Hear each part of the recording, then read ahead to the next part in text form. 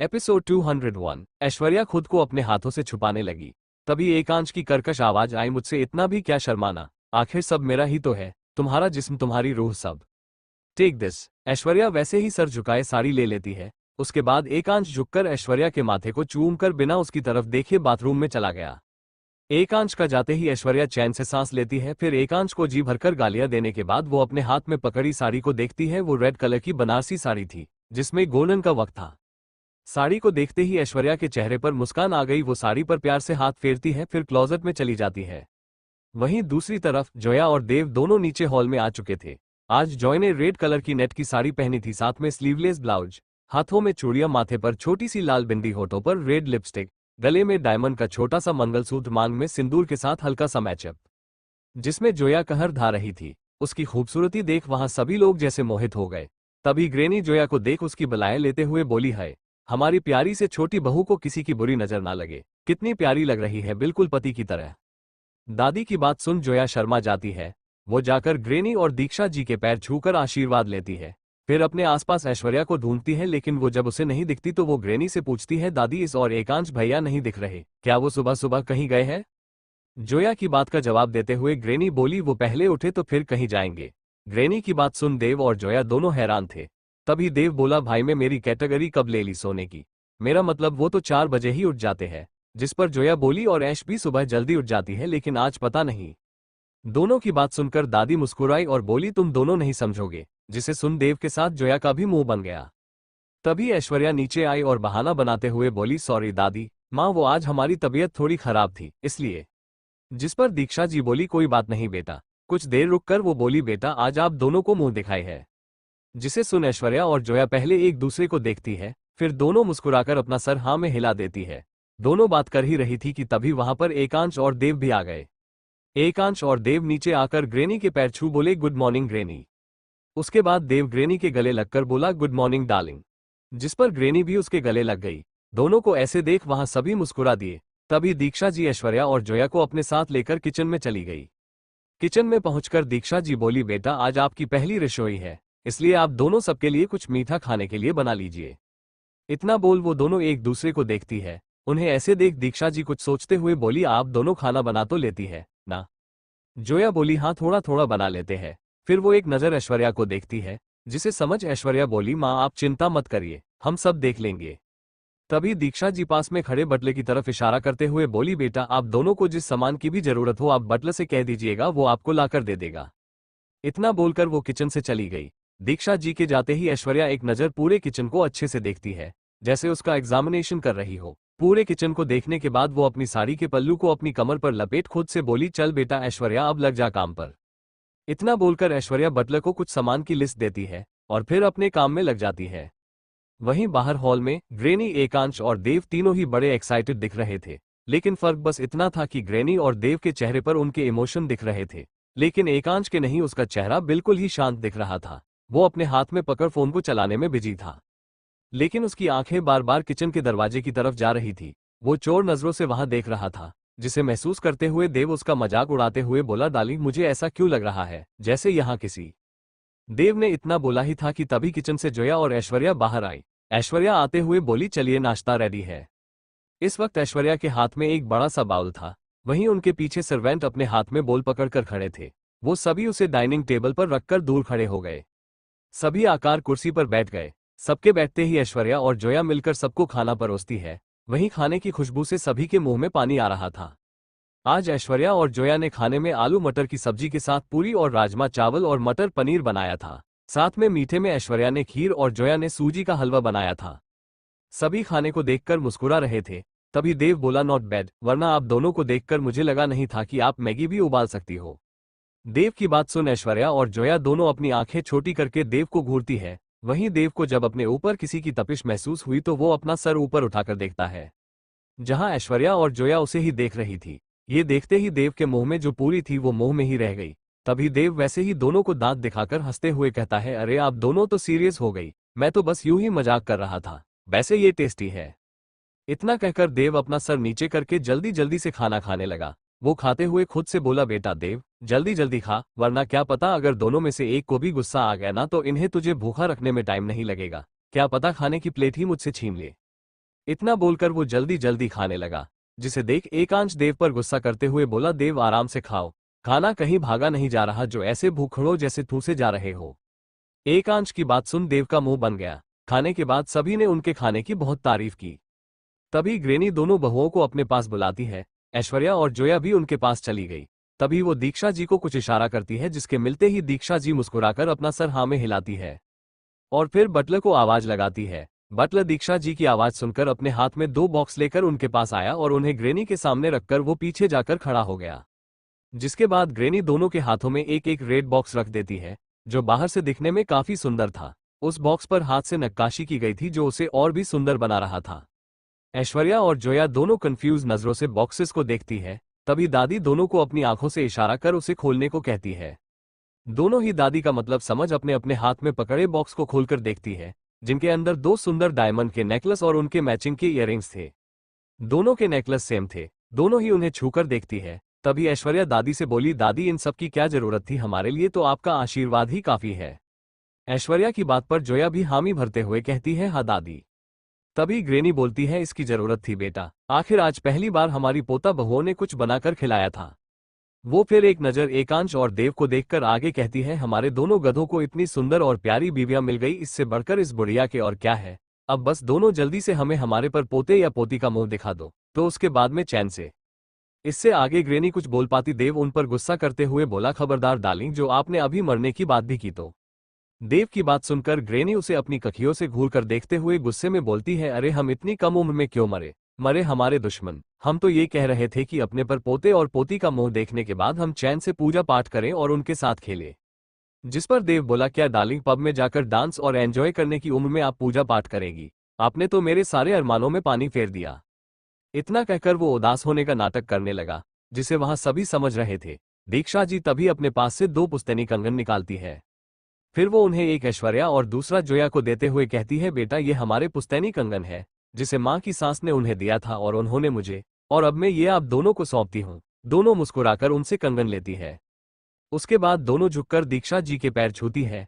भले ही ऐश्वर्या और जोया का बचपन विदेश में बीता हो, लेकिन उनके अंदर भारत के संस्कार कूट कूट कर भरे थे, इसलिए उन्हें किसका सम्मान करना चाहिए और किसका नहीं सब पता था। दीक्षा जी दोनों के सर पर प्यार से हाथ फेरते हुए कहती है, दूधो नहाओ पूतो पलो। दीक्षा जी की बात सुन देव अजीब सा मुंह बनाकर उनकी बात को दोहराते हुए कहता है, व्हाट इज ऑल दिस, दूध से नहाओ और पूत से पलो। देव अपना सर खुजलाते हुए आगे बोला, ये दूध से नहाओ तो आई रिमेंबर इट, बट पूत फल ये कौन सा फ्रूट है? देव की बात सुन एकांश इसके सर पर टैप करते हुए बोला, डफर, ये एक पुरानी कहावत है। जिस पर देव ने मुंह बनाकर कहा, हाँ तो सीधा सीधा बोले ना, अभी पता नहीं मैं क्या क्या सोच लेता। देव की बात सुन सभी अपना सर लाचारी से हिला देते हैं। वैसे देव कोई बेवकूफ नहीं है, उसका भी अपना एक छोटा सा बिजनेस है, जिसे वो खुद चलाता है, जिसमें एकांश और हर्षित उसकी मदद करते हैं। ज्यादा बात न करते हुए कहानी पर आते हैं। ग्रेनी देव और एकांश को देखकर बोली, आप दोनों हमारी बहुओं के लिए क्या लेकर आए हैं? ग्रेनी का सवाल सुनते ही देव के चेहरे की हवाएं उड़ गई। देव एक नजर एकांश को देखता है, जो इस वक्त बिल्कुल ही नॉर्मल था। एकांश को देख देव अपने मन में बोला, क्या भाई ने कुछ किया है? देव ये सोच ही रहा था कि तभी दीक्षा जी बोली, अरे आप दोनों चुप क्यों हो गए? वो ये बोल ही रही थी कि तभी एकांश बिना किसी एक्सप्रेशन के बोला, वो मैंने पहले ही उसे दे दिया है। एकांश की बात सुनकर ऐश्वर्या उसे देखने लगी। वो नासमझी से अपने मन में बोली, हो इन्होंने मुझे क्या दिया कि कब? वाणी से सोच ही रही थी कि तभी ग्रेनी बोली, अच्छा हमें भी तो बताओ कि आपने हमारी प्यारी से पोता बहू को क्या दिया है? जिस पर एकांश ऐश्वर्या को देखते हुए शरारती अंदाज में कहता है, वो आपको 9 महीने बाद पता चल जाएगा। एकांश की बात सुनकर सब सोच में पड़ गए। वहीं ऐश्वर्या उसके कहने का मतलब समझ चुकी थी। वो अपनी आंखें फाड़कर एकांश को देखती है तो एकांश उसे देखा देता है, लेकिन ये किसी ने भी नहीं देखा था। वहीं ऐश्वर्या का पूरा चेहरा लाल से लाल हो चुका था, जिससे वो और सुंदर लग रही थी। ऐश्वर्या की ऐसे देखकर एकांश मुस्कुरा दिया। ऐश्वर्या जो मन ही मन एकांश को 1000 गलियां दे चुकी थी, उसका बस चलता तो वो उसका सर फोड़ देती, लेकिन अफसोस वो सबके सामने ऐसा नहीं कर सकती थी। तभी देव बोला, ये कौन सा गिफ्ट है जो 9 महीने बाद बताओगे आप? देव की बात सुन एकांश उसे कोल्ड नजरों से देखता है तो देव की बोलती ही बंद हो जाती है। उसके बाद एकांश और देव दोनों ऑफिस चले गए। वैसे ऐसा कहना तो नहीं चाहिए, क्योंकि देव ऑफिस अपनी मर्जी से नहीं बल्कि जबरदस्ती में गया था, क्योंकि ग्रेनी ने रजत से कहकर देव को उठवाकर ऑफिस भिजवा दिया था। ऐश्वर्या और जोया दोनों ही अपने अपने कमरे में मुंह दिखाई की रस्म की तैयारी में जुटी थी। वहीं दूसरी ओर जयपुर में रुचि और कार्तिक दोनों ही एक साथ बाथ टब में बैठे थे। दोनों की बॉडी पर इस वक्त कोई भी कपड़े नहीं थे। वहीं रुचि अपनी पीठ कार्तिक के सीने से लगाकर बैठी हुई थी। कार्तिक रुचि की गर्दन पर अपना सर रखकर उसे किस कर रहा था, जिससे रुचि सहर रही थी। वो वैसे ही अपने हाथों को कार्तिक के बालों पर ले जाकर उन्हें सहलाने लगी थी। उसकी आंखें बंद थी। तभी रुचि की गर्दन पर किस करते हुए अपना हाथ रुचि की चेस्ट पर रख देता है। अचानक से हुई हरकत से रुचि की आंखें एक झटके से खुल गई। वो इससे पहले कार्तिक को देख पाती कि तभी कार्तिक उसके सीने पर हाथ रखकर उन्हें प्रेस करने लगता है। कार्तिक की इस हरकत से रुचि के मुंह से आह निकल गई। उसके कराहने की आवाज वहां गूंजने लगी थी, जिसे सुन कार्तिक के चेहरे पर मुस्कान आ गई। वो एक झटके से रुचि को पलटकर उसके होठों पर अपने होठ रख उसे किस करने लगा। वहीं उसके हाथ इस वक्त रुचि की कमर पर चल रहे थे। दोनों का बाथरूम रोमांस चल रहा था। कुछ ही देर में वहां रुचि के कराहने की आवाज गूंजने लगी। दोनों इंटीमेट हो चुके थे। 1 घंटे बाद कार्तिक बाथरूम में लिपटी रुचि को अपनी बाहों में लिए बाथरूम से बाहर आया। इस वक्त कार्तिक बस एक टॉवल में था। रुचि अपना सर शर्म से कार्तिक के सीने में छुपाए थी। कार्तिक उसे लेकर क्लोजेट में चला गया और थोड़ी ही देर में दोनों वहां से तैयार होकर बाहर निकले। कार्तिक ने व्हाइट शर्ट के साथ ब्लू डेनिम जीन्स पहना था, जिसमें वो बहुत हॉट एंड सेक्सी लग रहा था। वहीं रुचि ने ब्लू कलर की साड़ी के साथ मैचिंग ज्वेलरी पहनी हुई थी। हाथों में भर भर कर चूड़ियां, माथे पर छोटी सी लाल रंग की बिंदी, होठों पर रेड लिपस्टिक और मांग में कार्तिक के नाम का सिंदूर, और उसने अपने बालों को खुला छोड़ रखा था। कुल मिलाकर रुचि आज बला की खूबसूरत लग रही थी, जिस पर किसी का भी दिल आ जाए। कार्तिक एक नजर रुचि को देखता है, फिर उसके माथे पर किस करके कमरे से बाहर निकल जाता है। मुंबई में ऐश्वर्या अपना मुंह फुलाए अपने कमरे में घूम रही थी कि तभी उसके कमरे का डोर नॉक हुआ। डोर नॉक होने की आवाज सुनकर ऐश्वर्या दरवाजे की तरफ देखती है, जहां पर जोया पहले ही अपने दोनों हाथ को क्रॉस करके बांधे दरवाजे से टेक लगाकर खड़ी थी। उसे देखकर लग रहा था कि वो ना जाने कब से ऐसे ही खड़ी थी। ऐश्वर्या जब जोया को वहां देखती है तो अपनी आंखें छोटी करके कहती है, तुम यहाँ क्या कर रही हो? ऐश्वर्या की बात सुन जोया कमरे के अंदर आते हुए बोली, तुम्हें ये पूछने से पहले ये पूछना चाहिए कि तुम यहाँ पर कब आए? जोया की बात का मतलब समझते हुए ऐश्वर्या कुछ नहीं कहती। वहीं ऐश्वर्या को ऐसे परेशान देखकर जोया उससे पूछती है, क्या हुआ, तुम इतनी परेशान क्यों हो? जिस पर ऐश्वर्या एक गहरी सांस लेकर बोली, माँ का फोन आया था। जिसे सुन जोया खुश होते हुए बोली, हाँ तो ये तो अच्छी बात है, तो तुमने अपना मुंह क्यों लटकाया है? ऐश्वर्या जोया की बात को इग्नोर करते हुए बोली, माँ बोल रही थी कि वो अब जयपुर की सारी जिम्मेदारी हमें सौंपना चाहती है, क्योंकि हम वहां से राजकुमारी है तो उसकी इकलौती उत्तराधिकारी हम है। इस पर गलत क्या है, तो ये तो एक दिन होना था। एकांश जीजू वहां से राजा और तुम रानी, तो प्रॉब्लम क्या है? ऐश्वर्या जोया को देखते हुए सीरियस टोन में बोली, पर प्रॉब्लम ये नहीं है, बल्कि ये है कि। कहते कहते ईश्वरी रुक गई, क्योंकि कोई इसके कमरे की तरफ आ रहा था। ऐश्वर्या जब देखती है तो उसके सामने देव खड़ा था, जो अपने हाथ में पकड़े फोन को देखकर मुस्कुराए जा रहा था। देव को ऐसे देख दोनों लड़कियां एक दूसरे को देखती है, फिर देव को। वो दोनों इससे पहले देव से कुछ पूछ पाती उससे पहले ही देव दोनों के सामने फोन की स्क्रीन कर देता है, जिसे देखते ही ऐश्वर्या और जोया के चेहरे पर बड़ी वाली स्माइल आ जाती है, क्योंकि इस वक्त रुचि और हर्षिता दोनों ही देव की वीडियो कॉल पर ऐड थी, जिसे देव ने ही किया था, क्योंकि वो अपनी प्यारी भाभी मतलब हर्षिता और अपने इकलौते साले साहब की बीवी मतलब रुचि को बहुत ज्यादा मिस कर रहा था। चारों लड़कियां एक दूसरे को देखकर खुश हो जाती है और जल्दी से अपने अपने हाथ हिलाकर हाय करती है। तभी हर्षिता हंसते हुए बोली, और कैसी है हमारी देवरानी और जेठानी जी? हर्षिता के मुंह से देवरानी और जेठानी जी सुनकर दोनों अपनी आंखें छोटी करके हर्षिता को देखती है। दोनों ही इस वक्त घायल शेरनी लग रही थी। तभी जोया वैसे ही हर्षिता को देखते हुए थोड़े गुस्से भरी आवाज में कहती है, क्या कहा अभी तुमने? जोया को ऐसे देख हर्षिता डर गई। वो अपनी बात को संभालते हुए जोया से कहती है, अरे हम तो बस मजाक कर रहे थे। इतना कहकर वो जोया को अपने 32 दांत दिखा देती है, जिसे देखते हुए जोया खुद से कहती है, ये लड़की कभी नहीं सुधरेगी, अभी भी बिल्कुल बच्ची सी है। जिसे सुन जी जोया का मुंह बन गया। यहाँ सभी को बातें चल रही थी, वहीं दूसरी ओर एकांश ऑफिस में बैठा ऐश्वर्या को मिस कर रहा था। इसे रह रहकर अपनी और ऐश्वर्या के साथ बिताई रात के रोमांटिक पल याद आ रहे थे, जिन्हें याद करते हुए उसके चेहरे पर एक छोटी सी मुस्कान आ गई। वो तिरछी स्माइल करने के बाद गहरी सांस लेता है, फिर पीछे चेयर से अपना सर टिकाकर बैठ जाता है। एकांश की आंखें बंद थी, वो वैसे ही खुद से बोला, आह क्या करूं मैं तुम्हारा, तुमने मुझे पागल बना दिया है।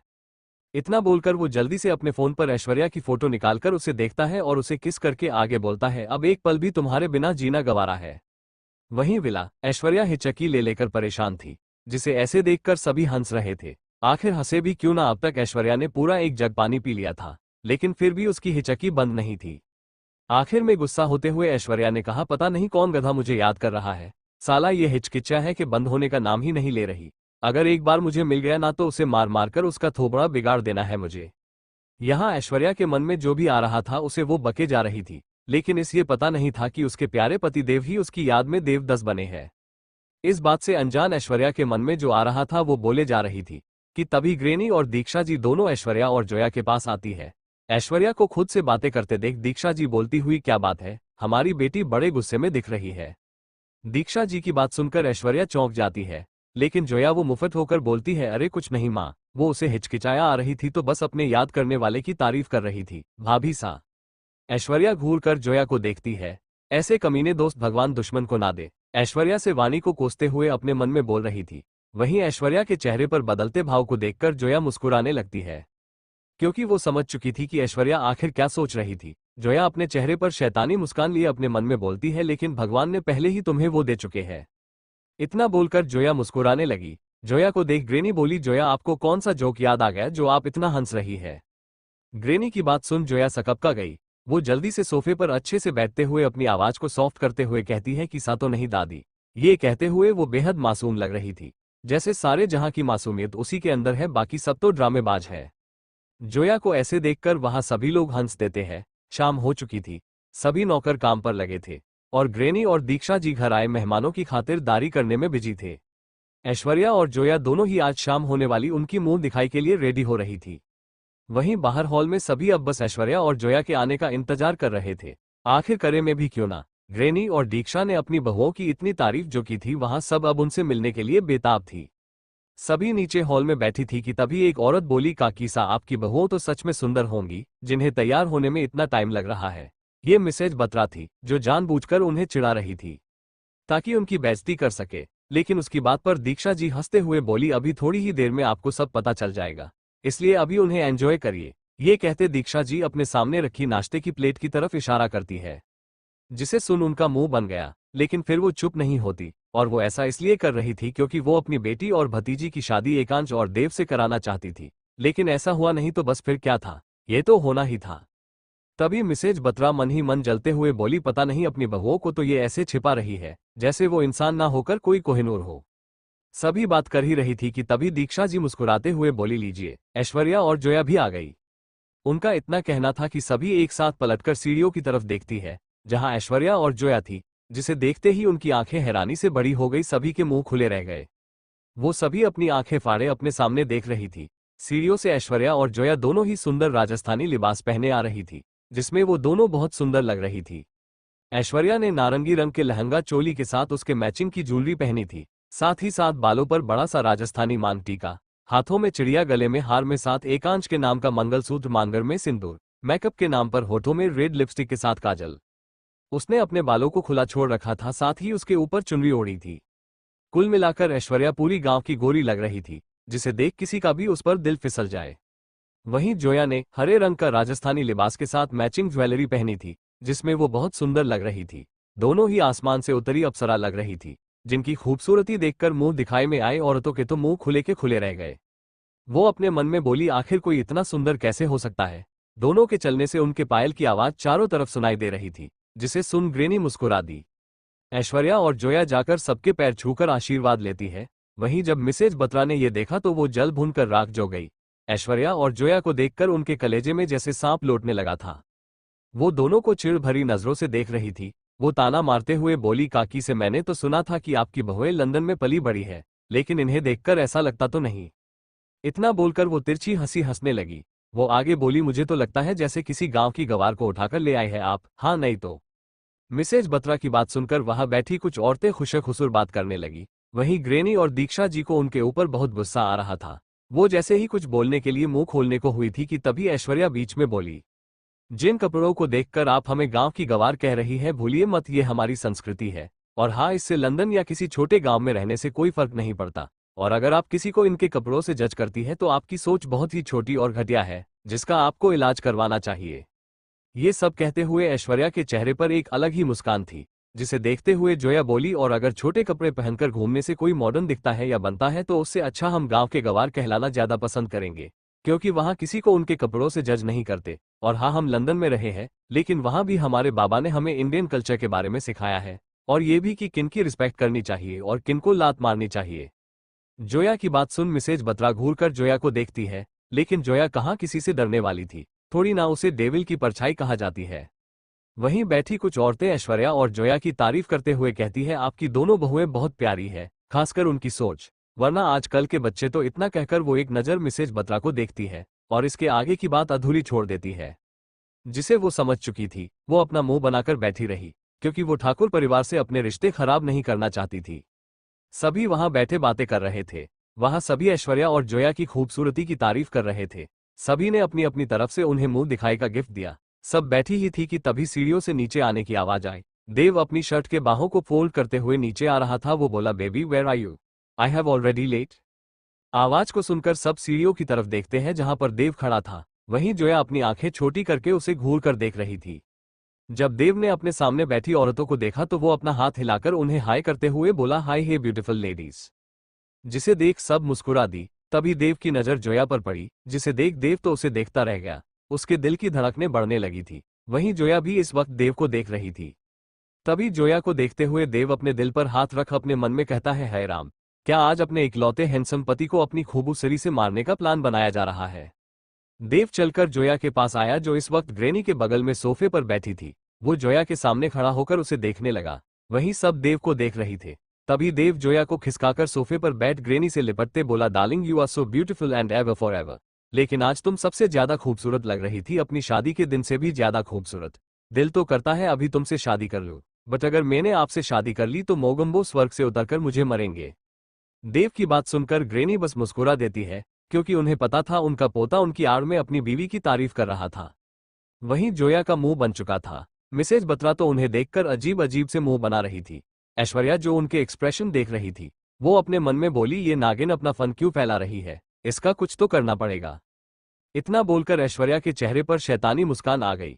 इससे पहले वो कुछ भी कहती, एकांश वहां आ गया।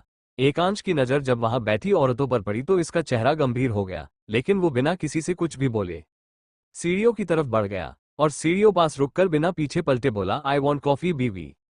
इतना बोलकर वो कमरे में चला गया। ऐश्वर्या उसे जाते देख मुंह बनाकर अपने मन में बोली, अगडू कहीं के एक बार देखा तक नहीं को मैं कैसी लग रही हूं। तभी दीक्षा जी ऐश्वर्या को इशारा कर वहां से जाने को कहती है तो ऐश्वर्या भी किचन की तरफ चली गई। कुछ देर बाद एकांश के कमरे में ऐश्वर्या अंदर देखती है तो इसे एकांश कहीं नहीं दिखता।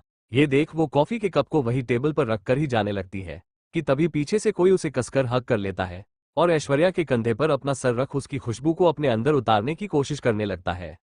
वहीं ऐश्वर्या भी जान चुकी थी कि ये उसका खड़ूस और देवपति एकांश ही है। ऐश्वर्या उससे खुद से छुड़ाने की कोशिश करते हुए कहती है, छोड़ो मुझे नीचे जाना है।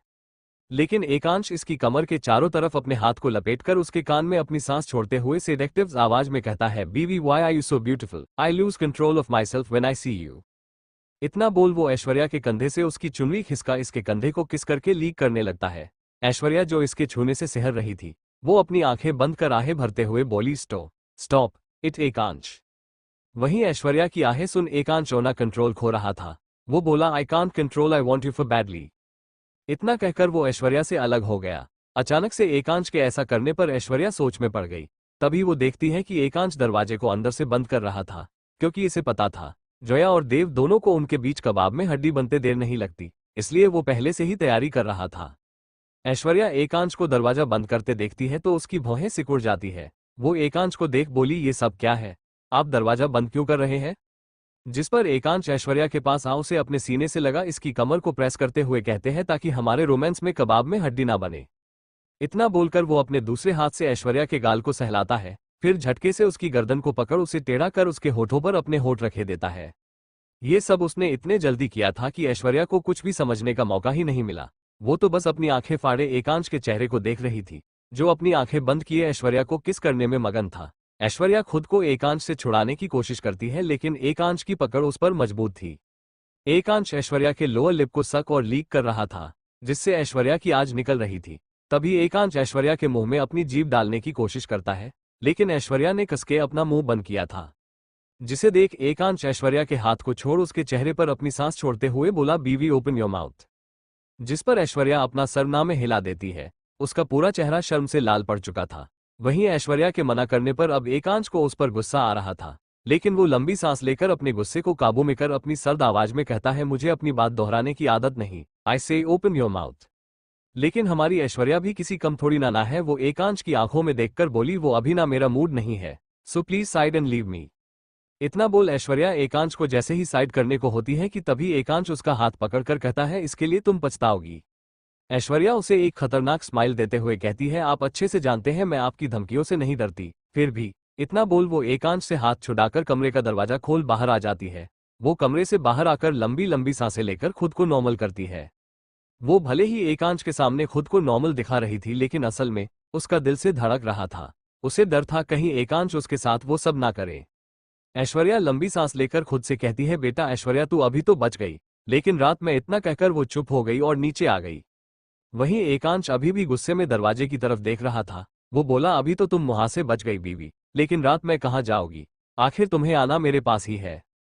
इतना बोल वो मिस्टीरियस मुस्कान के साथ बाथरूम में चल जाता है। नीचे पहुंचकर ऐश्वर्या देखती है सारे गेस्ट वहां से जा चुके थे। अब सिर्फ दीक्षा जी और ग्रेनी बैठकर बातें कर रही थी। ऐश्वर्या दोनों के पास आती है और सवालिया नजरों से दोनों को देखते हुए कहती है, दादी माँ सब लोग कहाँ चले गए? ऐश्वर्या की आवाज सुनकर दोनों का ध्यान ऐश्वर्या पर गया, जो वहीं खड़ी होकर दोनों को देख रही थी। तभी दीक्षा जी बोली, वो सभी अपने अपने घर चली गई। ऐश्वर्या कुछ सोचकर बोली, इतनी जल्दी? जिस पर ग्रेनी मुस्कुराकर बोली, बेटा 8 बज चुके हैं। अब आपको अगर ये जल्दी लगता है तो हम इसमें कुछ नहीं कर सकते। ग्रेनी की बात सुनकर ऐश्वर्या असमंजस में पड़ी गई। वो खोद से बड़बड़ाते हुए बोली, क्या 8? लेकिन अभी तो सिर्फ कहते कहते ऐश्वर्या की नजर सामने लगी बड़ी सी घड़ी पर गई, जिसमें 8 बजने को बस 10 मिनट कम थे। ये देखकर ऐश्वर्या की आंखें हैरानी से बड़ी हो गई। उसे ऐसे परेशान होते देख दीक्षा जी बोली, बेटा क्या हुआ, आप ठीक तो है ना? जिस पर ऐश्वर्या अपनी हैरानी के भाव को छुपाकर जल्दी से अपना सर हाँ में हिला देती है। तभी दीक्षा जी बोली, बेटा जाओ जाकर सबको खाने के लिए बुला लो। जिसे सुन ऐश्वर्या हाँ में अपना सर हिलाकर चली गई। ऐश्वर्या आपकी सोच में डूबी हुई पहले जोया और देव के कमरे में गई। ऐश्वर्या जैसे ही कमरे में पहुंचती है तो देखती है दरवाजा अंदर से बंद है। जिसे देख ऐश्वर्या बाहर से दरवाजा खटखटाकर आवाज लगाती है, जोया जोया देव। लेकिन दोनों में से कोई भी कुछ नहीं बोल रहा था, जिससे गुस्सा होकर ऐश्वर्या जोर से दरवाजा खटखटाती है। आवाज को सुनकर अंदर से जोया की इल्साए आवाज आए, अबे साला कौन है, चैन से सोने भी नहीं देते? जोया की बात सुनते ही ऐश्वर्या अपनी भौहें सिकोड़ते हुए खुद से कहती है, जोया की बच्ची कहीं की, यहाँ मेरी जान निकली जा रही है और इसे है कि सोने की पड़ी है, रुक अभी बताती हूँ तुझे। ऐश्वर्या एकांश के सामने खुद को नॉर्मल दिखा रही थी, लेकिन असल में उसका दिल से धड़क रहा था। उसे डर था कहीं एकांश उसके साथ वो सब ना करे। ऐश्वर्या लंबी सांस लेकर खुद से कहती है, बेटा ऐश्वर्या तू अभी तो बच गई। लेकिन रात में इतना कहकर वो चुप हो गई और नीचे आ गई। वहीं एकांश अभी भी गुस्से में दरवाजे की तरफ देख रहा था। वो बोला, अभी तो तुम मुहां से बच गई बीवी, लेकिन रात में कहाँ जाओगी? आखिर तुम्हें आना मेरे पास ही है। इतना बोल वो मिस्टीरियस मुस्कान के साथ बाथरूम में चल जाता है। नीचे पहुंचकर ऐश्वर्या देखती है सारे गेस्ट वहां से जा चुके थे। अब सिर्फ दीक्षा जी और ग्रेनी बैठकर बातें कर रही थी। ऐश्वर्या दोनों के पास आती है और सवालिया नजरों से दोनों को देखते हुए कहती है, दादी माँ सब लोग कहाँ चले गए?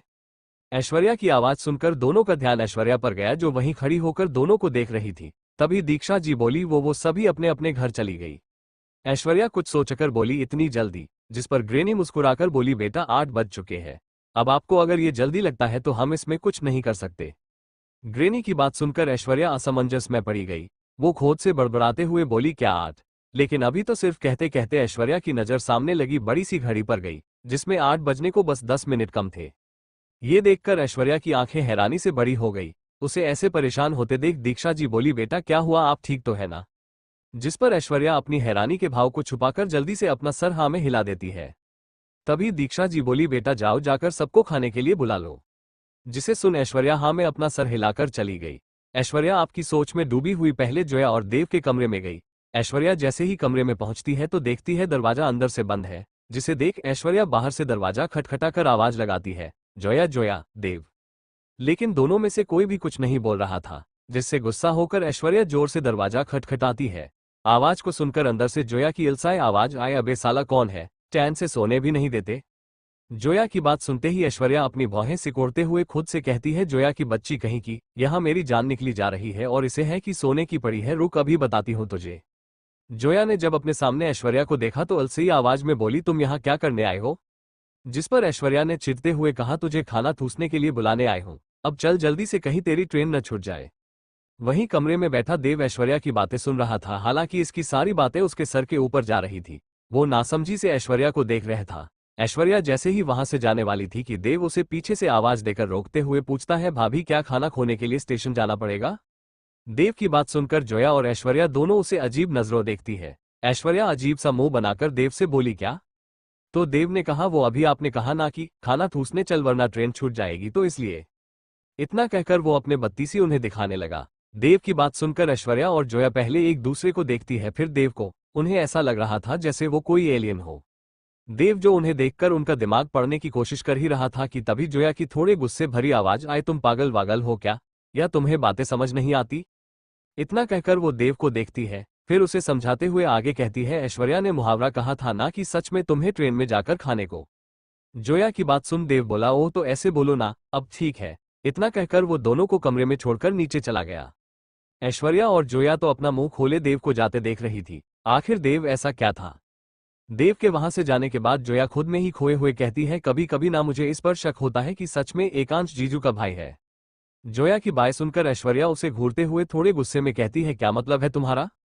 तो जोया जल्दी से अपनी बातों को संभालकर कहती है, अरे मेरे कहने का मतलब ये है कि दोनों की हरकतें कितनी अलग है, हालांकि उनका गुस्सा एक समान है। कभी कभी मुझे तो लगता है कि ये लड़का पैदा होते हुए कहीं बदल तो नहीं गया था। जोया को बातें सुनते हुए ऐश्वर्या उसको डांटते हुए कहती है, अपनी बकवास और बेहुदा बातें बंद करो। वो तुम्हारा पति है और तुमने आज ऐसी बात कह दी, लेकिन आइंदा से कभी ऐसा मत कहना, समझी? ऐश्वर्या समझी वार्ड को थोड़ा लंबा खींचकर कहती है, अबे साला कौन है, चैन से सोने भी नहीं देते? जोया अपनी आंखें मसलते हुए बड़बड़ाए। जोया की बात सुनते ही ऐश्वर्या अपनी भौहें सिकोड़ते हुए खुद से कहती है, जोया की बच्ची कहीं की, यहाँ मेरी जान निकली जा रही है और इसे है कि सोने की पड़ी है, रुक अभी बताती हूँ तुझे। जोया ने जब अपने सामने ऐश्वर्या को देखा तो अलसी आवाज में बोली, तुम यहाँ क्या करने आए हो? जिस पर ऐश्वर्या ने चिढ़ते हुए कहा, तुझे खाना ठूसने के लिए बुलाने आए हूँ, अब चल जल्दी से, कहीं तेरी ट्रेन न छूट जाए। वहीं कमरे में बैठा देव ऐश्वर्या की बातें सुन रहा था, हालांकि इसकी सारी बातें उसके सर के ऊपर जा रही थी। वो नासमझी से ऐश्वर्या को देख रहा था। ऐश्वर्या जैसे ही वहां से जाने वाली थी कि देव उसे पीछे से आवाज देकर रोकते हुए पूछता है, भाभी क्या खाना खोने के लिए स्टेशन जाना पड़ेगा? देव की बात सुनकर जोया और ऐश्वर्या दोनों उसे अजीब नजरों देखती है। ऐश्वर्या अजीब सा मुंह बनाकर देव से बोली, क्या? तो देव ने कहा, वो अभी आपने कहा ना कि खाना ठूसने चल वरना ट्रेन छूट जाएगी, तो इसलिए। इतना कहकर वो अपने बत्तीसी उन्हें दिखाने लगा। देव की बात सुनकर ऐश्वर्या और जोया पहले एक दूसरे को देखती है, फिर देव को। उन्हें ऐसा लग रहा था जैसे वो कोई एलियन हो। देव जो उन्हें देखकर उनका दिमाग पढ़ने की कोशिश कर ही रहा था कि तभी जोया की थोड़े गुस्से भरी आवाज आए, तुम पागल वागल हो क्या, या तुम्हें बातें समझ नहीं आती? इतना कहकर वो देव को देखती है, फिर उसे समझाते हुए आगे कहती है, ऐश्वर्या ने मुहावरा कहा था ना कि सच में तुम्हें ट्रेन में जाकर खाने को। जोया की बात सुन देव बोला, ओ तो ऐसे बोलो ना, अब ठीक है। इतना कहकर वो दोनों को कमरे में छोड़कर नीचे चला गया। ऐश्वर्या और जोया तो अपना मुंह खोले देव को जाते देख रही थी। आखिर देव ऐसा क्या था? देव के वहां से जाने के बाद जोया खुद में ही खोए हुए कहती है, कभी कभी ना मुझे इस पर शक होता है कि सच में एकांश जीजू का भाई है। जोया की बात सुनकर ऐश्वर्या उसे घूरते हुए थोड़े गुस्से में कहती है, क्या मतलब है तुम्हारा? तो जोया जल्दी से अपनी बातों को संभालकर कहती है, अरे मेरे कहने का मतलब ये है कि दोनों की हरकतें कितनी अलग है, हालांकि उनका गुस्सा एक समान है। कभी कभी मुझे तो लगता है कि ये लड़का पैदा होते हुए कहीं बदल तो नहीं गया था। जोया को बातें सुनते हुए ऐश्वर्या उसको डांटते हुए कहती है, अपनी बकवास और बेहुदा बातें बंद करो। वो तुम्हारा पति है और तुमने आज ऐसी बात कह दी, लेकिन आइंदा से कभी ऐसा मत कहना, समझी? ऐश्वर्या समझी वर्ड को थोड़ा लंबा खींचकर कहती है। जोया, जिसका ऐश्वर्या की बातें सुनकर मुंह बन चुका था, वो एक नजर पीछे पलटकर देव को देखती है, जो उसे डांट पड़ते देखकर उसके मजे ले रहा था। थोड़ी ही देर में सब नीचे हॉल में आ गए। सभी एक साथ बैठकर डिनर कर रहे थे। डिनर करते हुए देव बोला, डार्लिंग, ग्रैनी, मुझे हर्षित भाई का कॉल आया था। वो बोल रहे थे कि वो कुछ दिनों में मुंबई शिफ्ट हो रहे हैं। उनके साथ लिटिल प्रिंसेस भी यहाँ आएगी। देव की बात सुनकर सभी वहां अभी खुश हो गए। तभी जोया, जो कि सबसे ज्यादा एक्साइटेड थी, वो बोली, सच में? इसका मतलब हर्षी भी अब हमारे साथ रहेगी? जिस पर देव ने सीरियस होकर बोला, नहीं, वो हमारे साथ नहीं रहेंगी, वो हर्षित भाई के साथ उनके मेंशन में रहेंगी। देव की बात सुनकर जोया का मुंह बन गया, लेकिन वो इससे पहले कुछ और कहती। ऐश्वर्या बोली, वो माँ कार्तिक काम से कुछ दिनों के लिए मुंबई आने वाले हैं, तो वो क्या हमारे साथ? ऐश्वर्या की बात अभी पूरी भी नहीं हुई थी कि तभी बीच में ग्रैनी बोली, अरे बेटा, तो इसमें पूछने वाली कौन सी बात है, ये अब आपका ही तो घर है, इसके आपको यहाँ किसी है भी परमिशन लेने की जरूरत नहीं है। जिसे सुन ऐश्वर्या बस हल्का सा मुस्कुरा दी। उसके बाद सभी लोग डिनर कर एक एक करके अपने अपने कमरे में जाने लगे। ऐश्वर्या जो सबसे धीमे खाना खा रही थी, वो थोड़ा परेशान थी क्योंकि इसे एकांश की धमकी याद थी। तभी एकांश आकर ऐश्वर्या के कान पर झुक अपनी धीमी आवाज में बोला, बीवी, अच्छे से पेट भरकर खाना खाना, क्योंकि अभी हमें रात को बहुत काम करना है। एकांश की बात का मतलब ऐश्वर्या समझ चुकी थी। उसे के साथ उसके गले में खाना अटक गया। वो खांसने लगी, जिसे देख एकांश के चेहरे पर हल्की से मुस्कान आ गई, जिसे वो बिना किसी की नजरों में आए छुपा लेता है। एकांश जल्दी से ऐश्वर्या को पानी का गिलास देता है। ऐश्वर्या जब पानी पीती है तो एकांश उसकी पीठ सहलाकर उससे कहता है, बीवी आराम से, उतनी भी जल्दबाजी अच्छी है। इतना कहकर वो ऐश्वर्या को आंख मार देता है। वहीं ऐश्वर्या अपनी आंखें छोटी करके उसे घूरती है।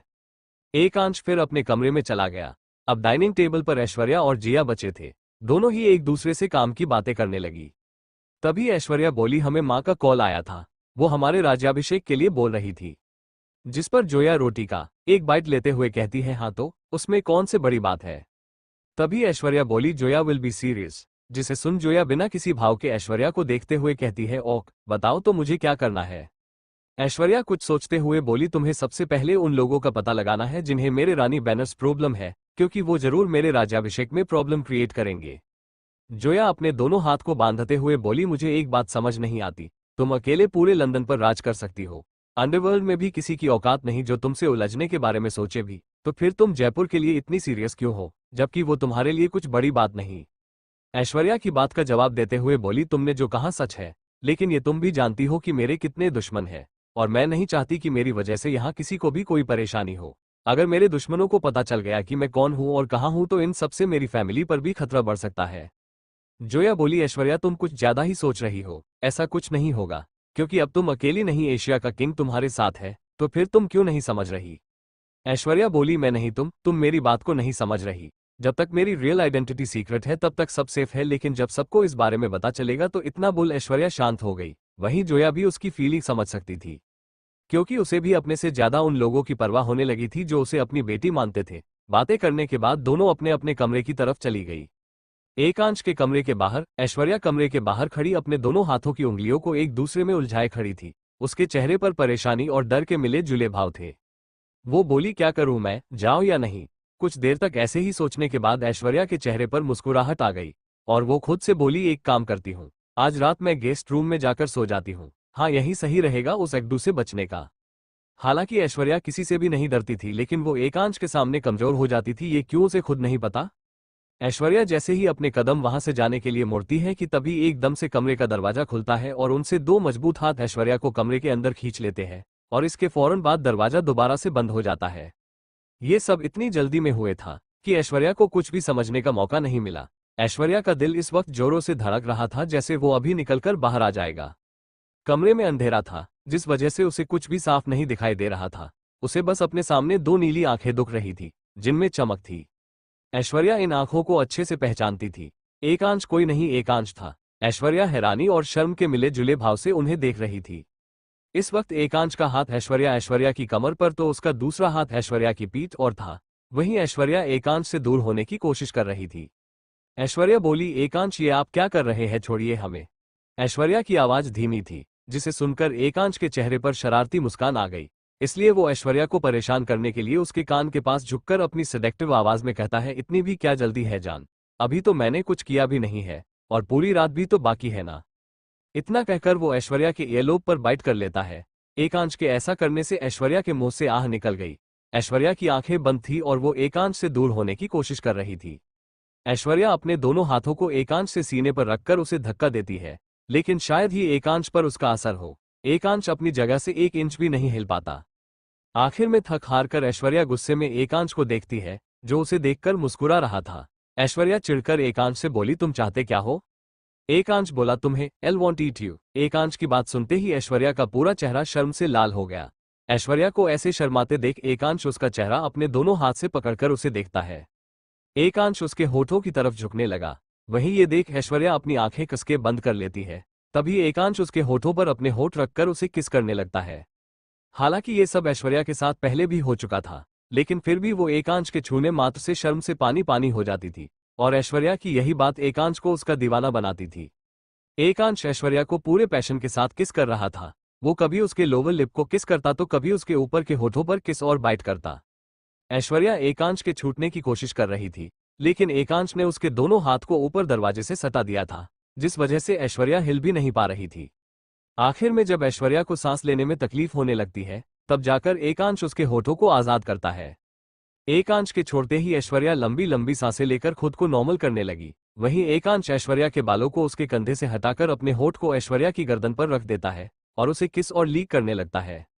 एकांश की हर एक हरकत से ऐश्वर्या अंदर तक सहर रही थी, उसके मुंह से आह निकल रही थी। एकांश भी ऐश्वर्या की इस हरकत से एक्साइट हो रहा था। वो जल्दी से ऐश्वर्या को अपनी बाहों में उठाता है और उसे बेड पर लाकर आराम से लेटा देता है। वो खड़ा होकर ऐश्वर्या को अपनी इंटेंस नजरों से ऊपर से नीचे तक देख रहा था। आकाश के ऐसा करने से ऐश्वर्या शर्मा रही थी। ऐश्वर्या के गाल सुर्ख लाल हो चुके थे, जिनसे कभी भी खून निकल सकता था। एकांश को देखते हुए ऐश्वर्या कहती है, एकांश प्लीज स्टॉप इट। लेकिन ऐश्वर्या की आवाज में शर्म थी, जिसे सुन एकांश मुस्कुराया और अपनी शर्ट को उतारकर फेंकते हुए बोला, I can't stop it because I need you very badly. इतना कहकर एकांश ऐश्वर्या के ऊपर आ गया और ऐश्वर्या से लिपट कर उसे किस करने लगा। एकांश के ऐसा करने से ऐश्वर्या भी अपना कंट्रोल खो रही थी और वो कराह रही थी। एकांश ऐश्वर्या के कराहने की आवाज सुनकर उसे अपने सीने से लगा लेता है। अब ऐश्वर्या के सारे कपड़े नीचे फर्श पर बिखरे थे और एकांश ने दोनों को के ऊपर एक ब्लैंकेट डाल ली थी। एकांश झुककर ऐश्वर्या की नाभि में किस करता है, जिसके करते ही ऐश्वर्या की पकड़ एकांश के कंधों पर कस जाती है और कुछ जी देर में एकांश ऐश्वर्या के अंदर एंटर हो चुका था। अब पूरे कमरे में ऐश्वर्या के कराहने की आवाज आ रही थी। वहीं वो पूरी तरह से पसीने से भीग चुकी थी। 3 घंटे बाद ऐश्वर्या पूरी तरह से थक चुकी थी। वहीं एकांश भी उसके ऊपर लेट गया था। एकांश अपनी नजरें उठाकर ऐश्वर्या के चेहरे को देखता है, जहां इस वक्त थकावट साफ दिखाई दे रही थी। उसकी आंखें बंद थी। ऐश्वर्या को देख एकांश मुस्कुराकर उसके माथे पर किस करता है और बाथरूम में चला जाता है। कुछ देर बाद वो सिंपल लोवर टी शर्ट में बाहर आता है। उसके हाथ में पानी से भरा टब और एक छोटा टॉवल था। एकांश जाकर टब को साइड टेबल में रखकर कपड़े को गीला कर उससे ऐश्वर्या को अच्छी तरह से साफ करता है, क्योंकि ऐश्वर्या की हालत इतनी नहीं थी कि वो खुद को साफ कर सके। उसके बाद एकांश ऐश्वर्या को अपनी व्हाइट शर्ट पहनाता है और उसके बगल में लेटकर उसे अपनी बाहों में भरकर सो जाता है। ऐसे ही सबकी जिंदगी नॉर्मल चलने लगी। एकांश और देव रोज ऑफिस जाकर अपना अपना काम देखने लगे और ऐश्वर्या और जोया घर पर रखकर वहीं से अपना काम करती। जयपुर में कार्तिक ने सब कुछ संभाल लिया था। वहीं हर्षित और हर्षिता भी मुंबई शिफ्ट हो चुके थे। सभी की लाइफ अच्छी चल रही थी। ऐसे ही पूरा 1 महीना बीत गया। अभी किसी को ऐश्वर्या के उनराल से जुड़े रहने का पता नहीं था, सिवाय एकांश, देव, हर्षित, हर्षिता और रजत के। बाकी जोया, मैक्स और कार्तिक को इस बारे में पहले से ही पता था। सुबह के वक्त ऐश्वर्या अपने कमरे में बैठी अपने लैपटॉप में कुछ काम कर रही थी और जोया अपने कमरे में थी। तभी ऐश्वर्या का फोन बजा। ऐश्वर्या देखती है कि मैक्स उसे कॉल कर रहा था, जिसे देख ऐश्वर्या की भौहें सिकुड़ गई। ऐश्वर्या कुछ देर फोन की घूरने के बाद कॉल उठाकर अपनी कड़क आवाज में बोली, काम हुआ? ऐश्वर्या की आवाज सुनकर मैक्स कुछ देर के लिए डर गया। फिर वो हिम्मत करके बोला, वो मैम, आपने जैसा कहा था वैसा हो चुका है। अब आपको वहां कोई परेशानी नहीं होगी। लेकिन ऐश्वर्या, जिसका मैक्स की बात सुनकर मूड थोड़ा ठीक हुआ था, वो लेकिन सुनकर और खराब हो गया। ऐश्वर्या अपनी कड़क आवाज में बोली, लेकिन क्या? उसकी आवाज में एक अलग ही रौब था जो उसे डेविल प्रिंसेस बनाता था। जिस पर मैक्स बोला, वो आपसे मिलना चाहती है। ऐश्वर्या कुछ सोचकर बोली, मीटिंग फिक्स करो। इतना कहकर उसने कॉल काट दिया। वहीं दूसरी ओर जोया अपने कमरे में बैठी टीवी पर टॉम एंड जेरी कार्टून देख रही थी और जोर जोर से हंस रही थी। तभी उसके कमरे का दरवाजा खुला। जोया ने देखा ऐश्वर्या उसके सामने खड़ी थी। ऐश्वर्या की देखकर जोया टीवी देखते हुए बोली, अरे जेठानी जी, आप यहाँ, क्या बात है? जोया की बात सुनकर ऐश्वर्या चिढ़ते हुए बोली, शट अप जोया, और ये सब छोड़कर कर मेरी बात सुनो। इतना बोलकर ऐश्वर्या जोया को गुस्से में देखती है तो जोया लापरवाही से बोली, क्या हुआ? क्यों फालतू में अपना खून जला रही हो? किया की बात पर ऐश्वर्या बोली, हमारी कल मीटिंग है उसके साथ। ऐश्वर्या की बात सुनते ही जोया सीरियस हो गई। वो बोली, लेकिन तुमने तो कहा था कि सब कुछ पहले ही सेटल हो चुका है, तो फिर ये मीटिंग क्यों? ऐश्वर्या ने एक लंबी सांसें ले और फिर कहा, हाँ, मुझे नहीं पता, ये तो उससे मिलकर ही पता चलेगा। ऐश्वर्या की बात पर जोया भी हामी में अपना सर हिलाती है।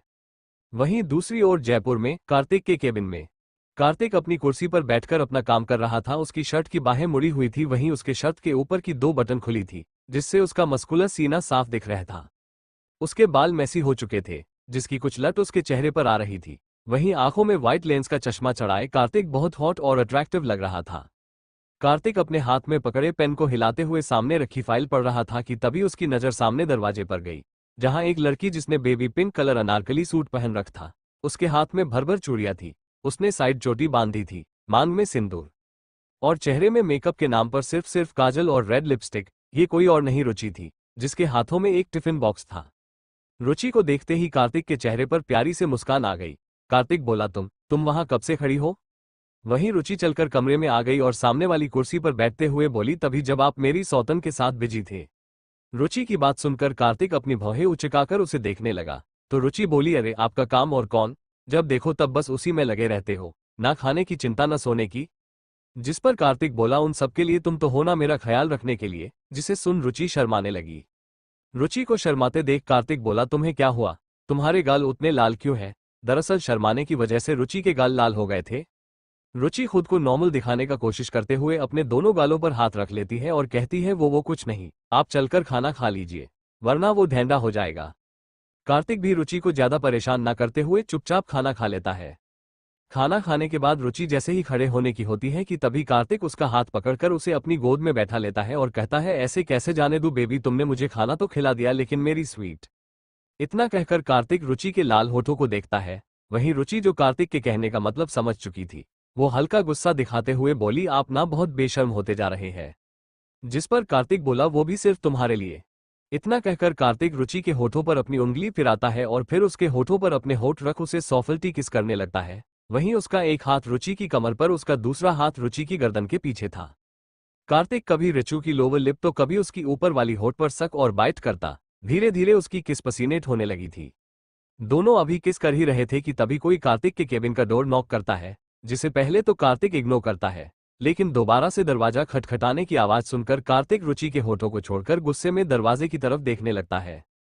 वहीं रुचि लंबी लंबी सांसें ले रही थी। जब वो नॉर्मल हुई तो धीमे से कार्तिक से बोली, छोड़े, हमें कोई आ जाएगा। क्योंकि इस वक्त भी रुचि कार्तिक की गोद में थी, लेकिन कार्तिक उसे अपनी गोद से ना उठकर बोलता है, चुपचाप बैठी रहो। कार्तिक ने इतना बोला ही था कि तभी उसके केबिन का दरवाजा खुल गया।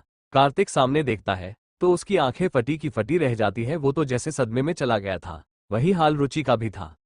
जयपुर में कार्तिक के केबिन में कार्तिक अपनी कुर्सी पर बैठकर अपना काम कर रहा था। उसकी शर्ट की बाहें मुड़ी हुई थी, वहीं उसके शर्ट के ऊपर की 2 बटन खुली थी, जिससे उसका मस्कुलर सीना साफ दिख रहा था। उसके बाल मैसी हो चुके थे, जिसकी कुछ लट उसके चेहरे पर आ रही थी। वहीं आंखों में व्हाइट लेंस का चश्मा चढ़ाए कार्तिक बहुत हॉट और अट्रैक्टिव लग रहा था। कार्तिक अपने हाथ में पकड़े पेन को हिलाते हुए सामने रखी फाइल पढ़ रहा था कि तभी उसकी नजर सामने दरवाजे पर गई, जहां एक लड़की जिसने baby pink colour Anarkali suit पहन रखा था, उसके हाथ में भर चूड़ियां थी, उसने साइड चोटी बांधी थी, मांग में सिंदूर और चेहरे में मेकअप के नाम पर सिर्फ काजल और रेड लिपस्टिक। ये कोई और नहीं रुचि थी, जिसके हाथों में एक टिफिन बॉक्स था। रुचि को देखते ही कार्तिक के चेहरे पर प्यारी से मुस्कान आ गई। कार्तिक बोला, तुम वहां कब से खड़ी हो? वहीं रुचि चलकर कमरे में आ गई और सामने वाली कुर्सी पर बैठते हुए बोली, तभी जब आप मेरी सौतन के साथ बिजी थे। रुचि की बात सुनकर कार्तिक अपनी भौहें उचकाकर उसे देखने लगा। तो रुचि बोली, अरे आपका काम और कौन, जब देखो तब बस उसी में लगे रहते हो, ना खाने की चिंता न सोने की। जिस पर कार्तिक बोला, उन सबके लिए तुम तो हो ना मेरा ख्याल रखने के लिए। जिसे सुन रुचि शर्माने लगी। रुचि को शर्माते देख कार्तिक बोला, तुम्हें क्या हुआ? तुम्हारे गाल उतने लाल क्यों हैं? दरअसल शर्माने की वजह से रुचि के गाल लाल हो गए थे। रुचि खुद को नॉर्मल दिखाने का कोशिश करते हुए अपने दोनों गालों पर हाथ रख लेती है और कहती है, वो कुछ नहीं, आप चलकर खाना खा लीजिए, वरना वो ढेंडा हो जाएगा। कार्तिक भी रुचि को ज्यादा परेशान न करते हुए चुपचाप खाना खा लेता है। खाना खाने के बाद रुचि जैसे ही खड़े होने की होती है कि तभी कार्तिक उसका हाथ पकड़कर उसे अपनी गोद में बैठा लेता है और कहता है, ऐसे कैसे जाने दूं बेबी, तुमने मुझे खाना तो खिला दिया लेकिन मेरी स्वीट। इतना कहकर कार्तिक रुचि के लाल होठों को देखता है। वहीं रुचि, जो कार्तिक के कहने का मतलब समझ चुकी थी, वो हल्का गुस्सा दिखाते हुए बोली, आप ना बहुत बेशर्म होते जा रहे हैं। जिस पर कार्तिक बोला, वो भी सिर्फ तुम्हारे लिए। इतना कहकर कार्तिक रुचि के होठों पर अपनी उंगली फिराता है और फिर उसके होठों पर अपने होठ रख उसे सॉफ्टली किस करने लगता है। वहीं उसका एक हाथ रुचि की कमर पर, उसका दूसरा हाथ रुचि की गर्दन के पीछे था। कार्तिक कभी रिचू की लोअर लिप तो कभी उसकी ऊपर वाली होठ पर सक और बाइट करता। धीरे धीरे उसकी किस पसीनेट होने लगी थी। दोनों अभी किस कर ही रहे थे कि तभी कोई कार्तिक के केबिन का डोर नॉक करता है, जिसे पहले तो कार्तिक इग्नोर करता है, लेकिन दोबारा से दरवाजा खटखटाने की आवाज सुनकर कार्तिक रुचि के होठों को छोड़कर गुस्से में दरवाजे की तरफ देखने लगता है। वहीं रुचि लंबी लंबी सांसें ले रही थी। जब वो नॉर्मल हुई तो धीमे से कार्तिक से बोली, छोड़े, हमें कोई आ जाएगा। क्योंकि इस वक्त भी रुचि कार्तिक की गोद में थी, लेकिन कार्तिक उसे अपनी गोद से ना उठकर बोलता है, चुपचाप बैठी रहो। कार्तिक ने इतना बोला ही था कि तभी उसके केबिन का दरवाजा खुल गया। कार्तिक सामने देखता है तो उसकी आंखें फटी की फटी रह जाती है, वो तो जैसे सदमे में चला गया था। वही हाल रुचि का भी था। वहीं सामने खड़े शख्स का भी यही हाल था। वो अपनी आंखें बड़ी करके कार्तिक और रुचि को देख रहा था, लेकिन जैसे ही उसे अपनी गलती का एहसास हुआ वो फौरन पलटकर खड़ा हो गया। रुचि भी कार्तिक से दूर गई। वो जल्दी जल्दी से सारे बर्तन उठाकर वहां से भाग गई। अब कार्तिक को सामने खड़े शख्स पर बहुत ज्यादा गुस्सा आ रहा था, क्योंकि उसे उसके रोमांटिक मोमेंट को खराब को कर दिया था। तभी कार्तिक गुस्सा करते हुए बोलता है, मैक्स क्या टी डोर नॉक करके नहीं आ सकते थी? जो ये कोई और नहीं मैक्स था, जो कार्तिक के साथ जयपुर में रहकर सारा काम संभालता था। मैक्स कुछ सोचने लगा, फिर वो बोला, आज से पहले मैं कभी भी डोर नॉक करके केबिन में नहीं आया तो गिराज क्यों करता, और मुझे थोड़ी ना सपना आता है कि तुम। इतना कहकर मैक्स चुप हो गया। वहीं कार्तिक उसकी बात समझ चुका था। वो बोला, वो पहले की बात थी, लेकिन अब मेरी शादी हो चुकी है तो प्लीज मेरे बाप अगली बार से दरवाजा नॉक करके आना। कहते हुए कार्तिक मैक्स के हाथ जोड़ लेता है, जिसे देखकर मैक्स का मुंह बन गया था। लेकिन तभी कार्तिक अपने गुस्से को काबू में करके कहता है, वैसे तुम यहाँ किस काम से आए हो? जिस पर मैक्स सीरियस होकर बोला, मैम ने उसके साथ कल मीटिंग फिक्स की है। मैक्स की बात सुनते ही कार्तिक झटके से अपनी कुर्सी से खड़ा होकर लगभग चिल्लाते हुए बोला, वट लेकिन क्यों? जबकि ऐश जानती है वहां जाना खतरे से खाली नहीं और शायद उसके लिए कोई ट्रैप भी हो सकता है। कार्तिक को परेशान होते देख मैक्स बोला, आप सही बोल रहे हो, लेकिन मैम का वहां जाना जरूरी है, ये आप भी जानते हो, और वैसे भी उनके साथ जोया है। लेकिन फिर भी कार्तिक की परेशानी कम नहीं हुई। कार्तिक जाकर अपने केबिन लगी ग्लास विंडो के पास खड़ा होकर बोला, मैक्स तुम जानते हो वो कैसी औरत है, इसलिए मुझे उनकी फिक्र है। मैक्स बोला, हमने पहले ही सारी तैयारी कर ली, वहां कोई प्रॉब्लम नहीं होगी। मैक्स आगे बोला, मुझे कुछ काम से लंदन जाना है, 1 हफ्ते में मैं लौट आऊंगा। कार्तिक अपना सर हाँ में हिला देता है। दरअसल लंदन में कुछ इवेंट्स चल रहे थे, जिनकी जिम्मेदारी ऐश्वर्या की कंपनी को मिली थी, उसी को देखने मैक्स वहां जा रहा था। वैसे जाना तो ऐश्वर्या चाहती थी, लेकिन उसके राज तिलक के कारण वो इस वक्त कहीं नहीं जा सकती। मैक्स के जाने के बाद कार्तिक अपना फोन निकालकर कुछ देर तक किसी से बात करता है, फिर जाकर अपनी चेयर पर बैठकर दोबारा से अपना काम करने लगता है। वहीं मुंबई में ठाकुर इंटरप्राइज में एकांश अपना काम कर रहा था, तभी उसका फोन बजा। एकांश देखता है स्क्रीन में जान फ्लैश हो रहा था, जिसके साथ 3 हॉट इमोजी थे। कॉल देखकर एकांश के चेहरे पर मुस्कान आ गई। वो कॉल उठाकर कर्कश आवाज में बोला, क्या बात है जान, अभी से हमारी याद आने लगी, रात तक वेट करो बेबी। दूसरी तरफ से ऐश्वर्या, जो कि एकांश की बेशर्मी भरी बातें सुन रही थी, उसके गाल शर्म से लाल हो चुके थे। ऐश्वर्या अपनी शर्माहट को छुपाते हुए एकांश से बोली, आप भी ना, आपको जरा भी शर्म नहीं आती, जब देखो तब बेशर्मी भरी बातें करते रहते हैं। जिस पर एकांश मुस्कुराते हुए कहता है, अजी अब अपनी बीवी से कैसा शर्माना। ऐश्वर्या एकांश की ना सुनकर मुस्कुराने लगती है, फिर जल्दी से अपने इमोशन छुपाकर सीरियस होकर बोलती है, वो कल ही दिल्ली जाना है, एक मीटिंग है वहां पर, और जोया भी हमारे साथ जा रही है। ऐश्वर्या ने जानबूझकर जोया का ना लिया था, ताकि एकांश उसे जाने से मना ना करे, क्योंकि शादी के बाद से अब तक एक भी दिन एकांश ऐश्वर्या के बिना नहीं रहा था। शायद अब उसे ऐश्वर्या की आदत हो चुकी थी, इसके बिना एकांश को नींद ही नहीं आती थी। ऐश्वर्या की बात सुनकर एकांश की भौहें तन गई। वो सीरियस टोन के बोला, तुम कितने दिनों के लिए जा रही हो? जिस पर ऐश्वर्या कुछ सोचकर बोला, अमन कम से कम 3 दिन के लिए। जिसे सुनते ही एकांश बोला, नो तुम नहीं जाओगी। ऐश्वर्या पहले से जानती थी कि एकांश का यही जवाब होगा। वो गहरी सांस छोड़ा एकांश को समझाते हुए कहती है, लेकिन हमारा वहां जाना जरूरी है, मैक्स भी कुछ दिनों के लिए लंदन गया है। ऐश्वर्या अपनी पूरी कोशिश कर रही थी को वो एकांश को समझा सके, लेकिन एकांश बस चुपचाप उसकी बातें सुन रहा था। वो बोला, तुम नहीं जाओगी। ऐश्वर्या भी एकांश की बात सुनकर गुस्सा हो गई थी। वो बोली, हम जाएंगे और आप हमें रोक नहीं सकते। वहीं दूसरी ओर जोया, जो कि देव के ऑफिस पहुंच चुकी थी और इस वक्त उसके सामने खड़ी थी। जोया अपने दोनों हाथ बंधे खड़ी सामने अपना सर झुकाए खड़े देव को देख रही थी, क्योंकि जिस वक्त जोया देव के केबिन में आई थी तब देव किसी लड़की के साथ था, और वो लड़की देव के गले लगकर खड़ी थी, और जोया ने उसे देख लिया था। बस तभी से जोया देव को खा जाने वाली नजरों से घूर रही थी। आधे घंटे से भी ज्यादा हो चुके थे, लेकिन अब तक दोनों में कोई भी नहीं बोला था। तभी देव झुंझलाते हुए बोला, क्या यार, कब से तुम मुझे घूरे जा रही हो, ना खुद कुछ बोल रही हो और ना ही मुझे किस बोलने से रही हो।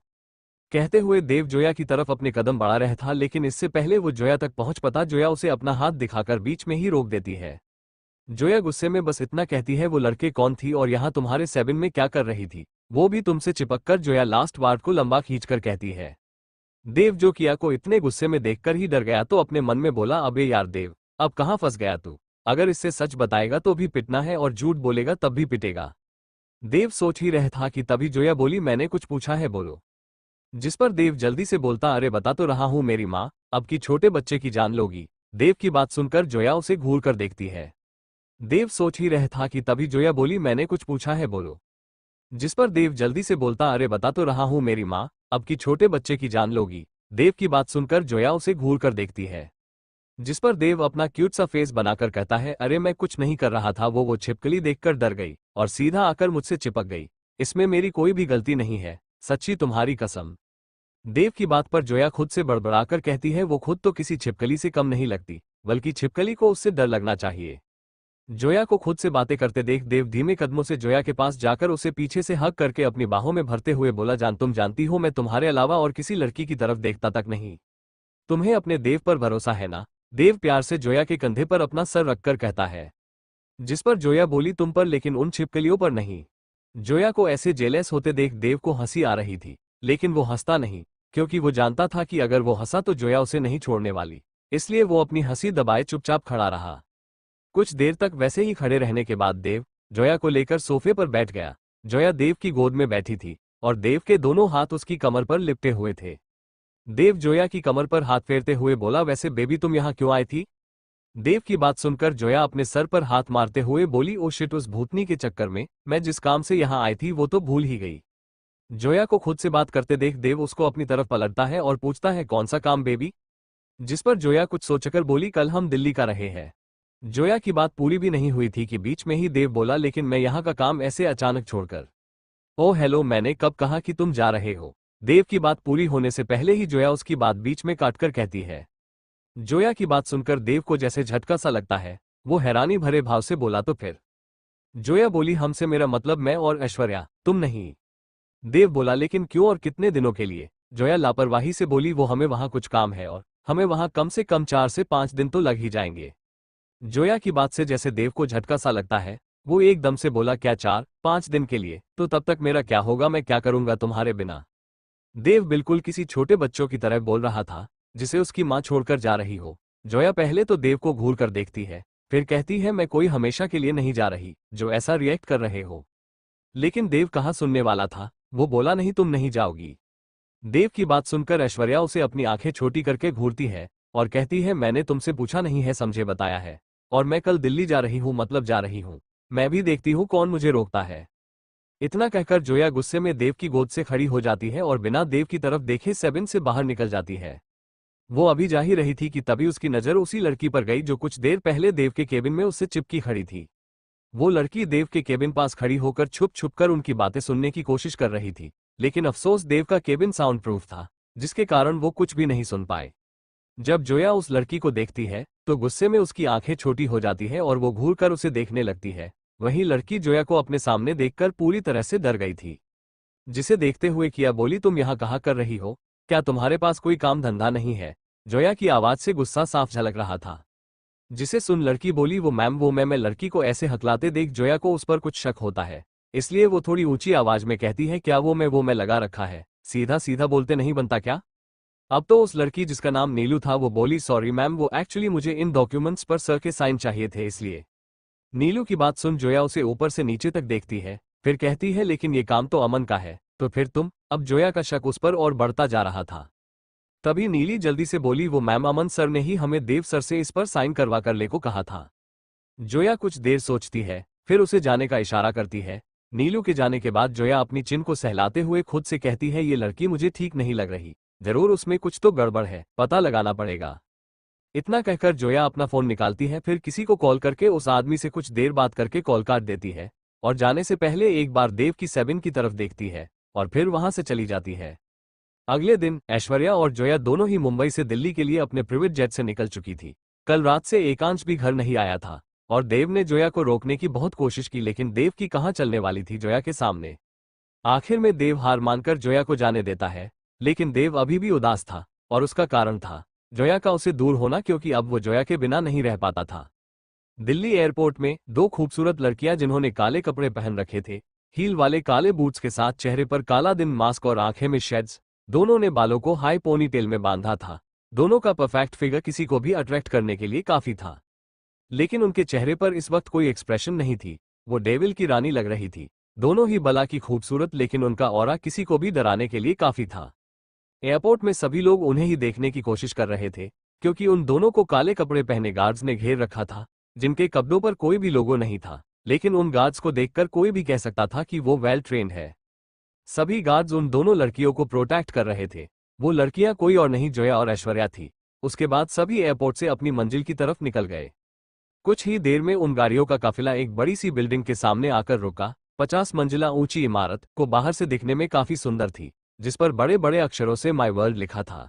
इसका मतलब ये ऐश्वर्या का होटल था, जो कि अब दिल्ली के टॉप होटल की लिस्ट में आता था, वो भी इतने कम समय में। तभी एक आदमी भागकर उन गाड़ियों के दरवाजा आकर खोलता है, तो उनसे दो लड़कियां बाहर निकल कर आती है। दोनों ने अपनी आंखों के काले शेड्स पहने हुए थे। दोनों ही कतई जहर लग रही थी। वो दोनों चक्का होटल के अंदर गई।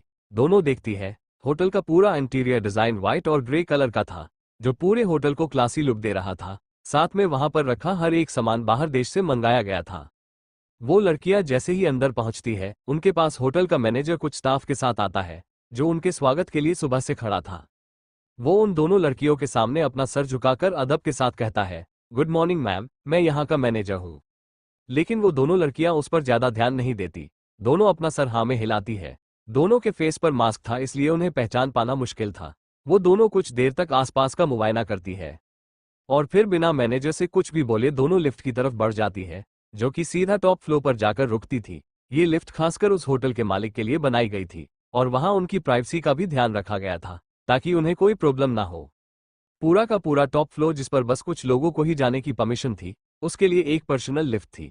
दोनों के जाते ही वहां का माहौल, जो इस वक्त गर्म था, वो नॉर्मल हो गया। उसके बाद मैनेजर सभी स्टाफ को देखकर उन्हें समझाते हुए कहता है, हमारी बॉस यहां आई हुई है, इसलिए उन्हें यहां किसी भी चीज की कमी या परेशानी नहीं होनी चाहिए। जिस पर सभी अपना सर हिलाकर एक साथ हामी भरते हैं। उसके बाद मैनेजर वहां से चला गया। टॉप फ्लोर पर जाकर लिफ्ट रुकी। दोनों लड़कियां उससे बाहर निकलती है और सामने बने बड़े से अपार्टमेंट में चली जाती है, जिसको खूबसूरती देखने लायक थी। वहां पर 5 कमरे में और एक बड़ा सा हॉल में 7 अटैच्ड किचन थी, साथ में बड़ी से बालकनी, जहां पर स्विमिंग पूल था। वहां का नजारा बहुत खूबसूरत था। वहां हर एक सामान की कीमत लाखों की थी। दोनों वहां आकर हॉल में रखे सोफे पर बैठ जाती है और अपने शेड्स और मास्क को निकालकर सामने टेबल पर रख देती है, जिस पर हमें पता चलता है कि लड़कियां कोई और नहीं, ऐश्वर्या और जोया ही थी। ऐश्वर्या अपनी आंखें बंद किए सोफे से सर टिकाए थी। वो वैसे ही बोली, पता करो क्या वो यहां पहुंची।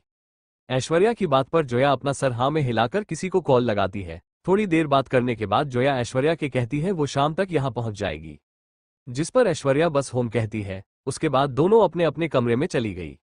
दूसरी तरफ मुंबई में देव अपने घर में बैठा था। वहीं उसे सामने एकांश बैठा था। घर में उन दोनों के अलावा कोई भी नहीं था, क्योंकि दीक्षा जी और ग्रेनी कुछ दिनों के लिए जयपुर गई थी। देव का चेहरा उदास था, वहीं एकांश एक्सप्रेशन लेस था। देव एकांश को देखते हुए कहता है, भाई वो ऐसा कैसे कर सकती है, मुझे यहाँ अकेली छोड़कर कैसे जा सकती है।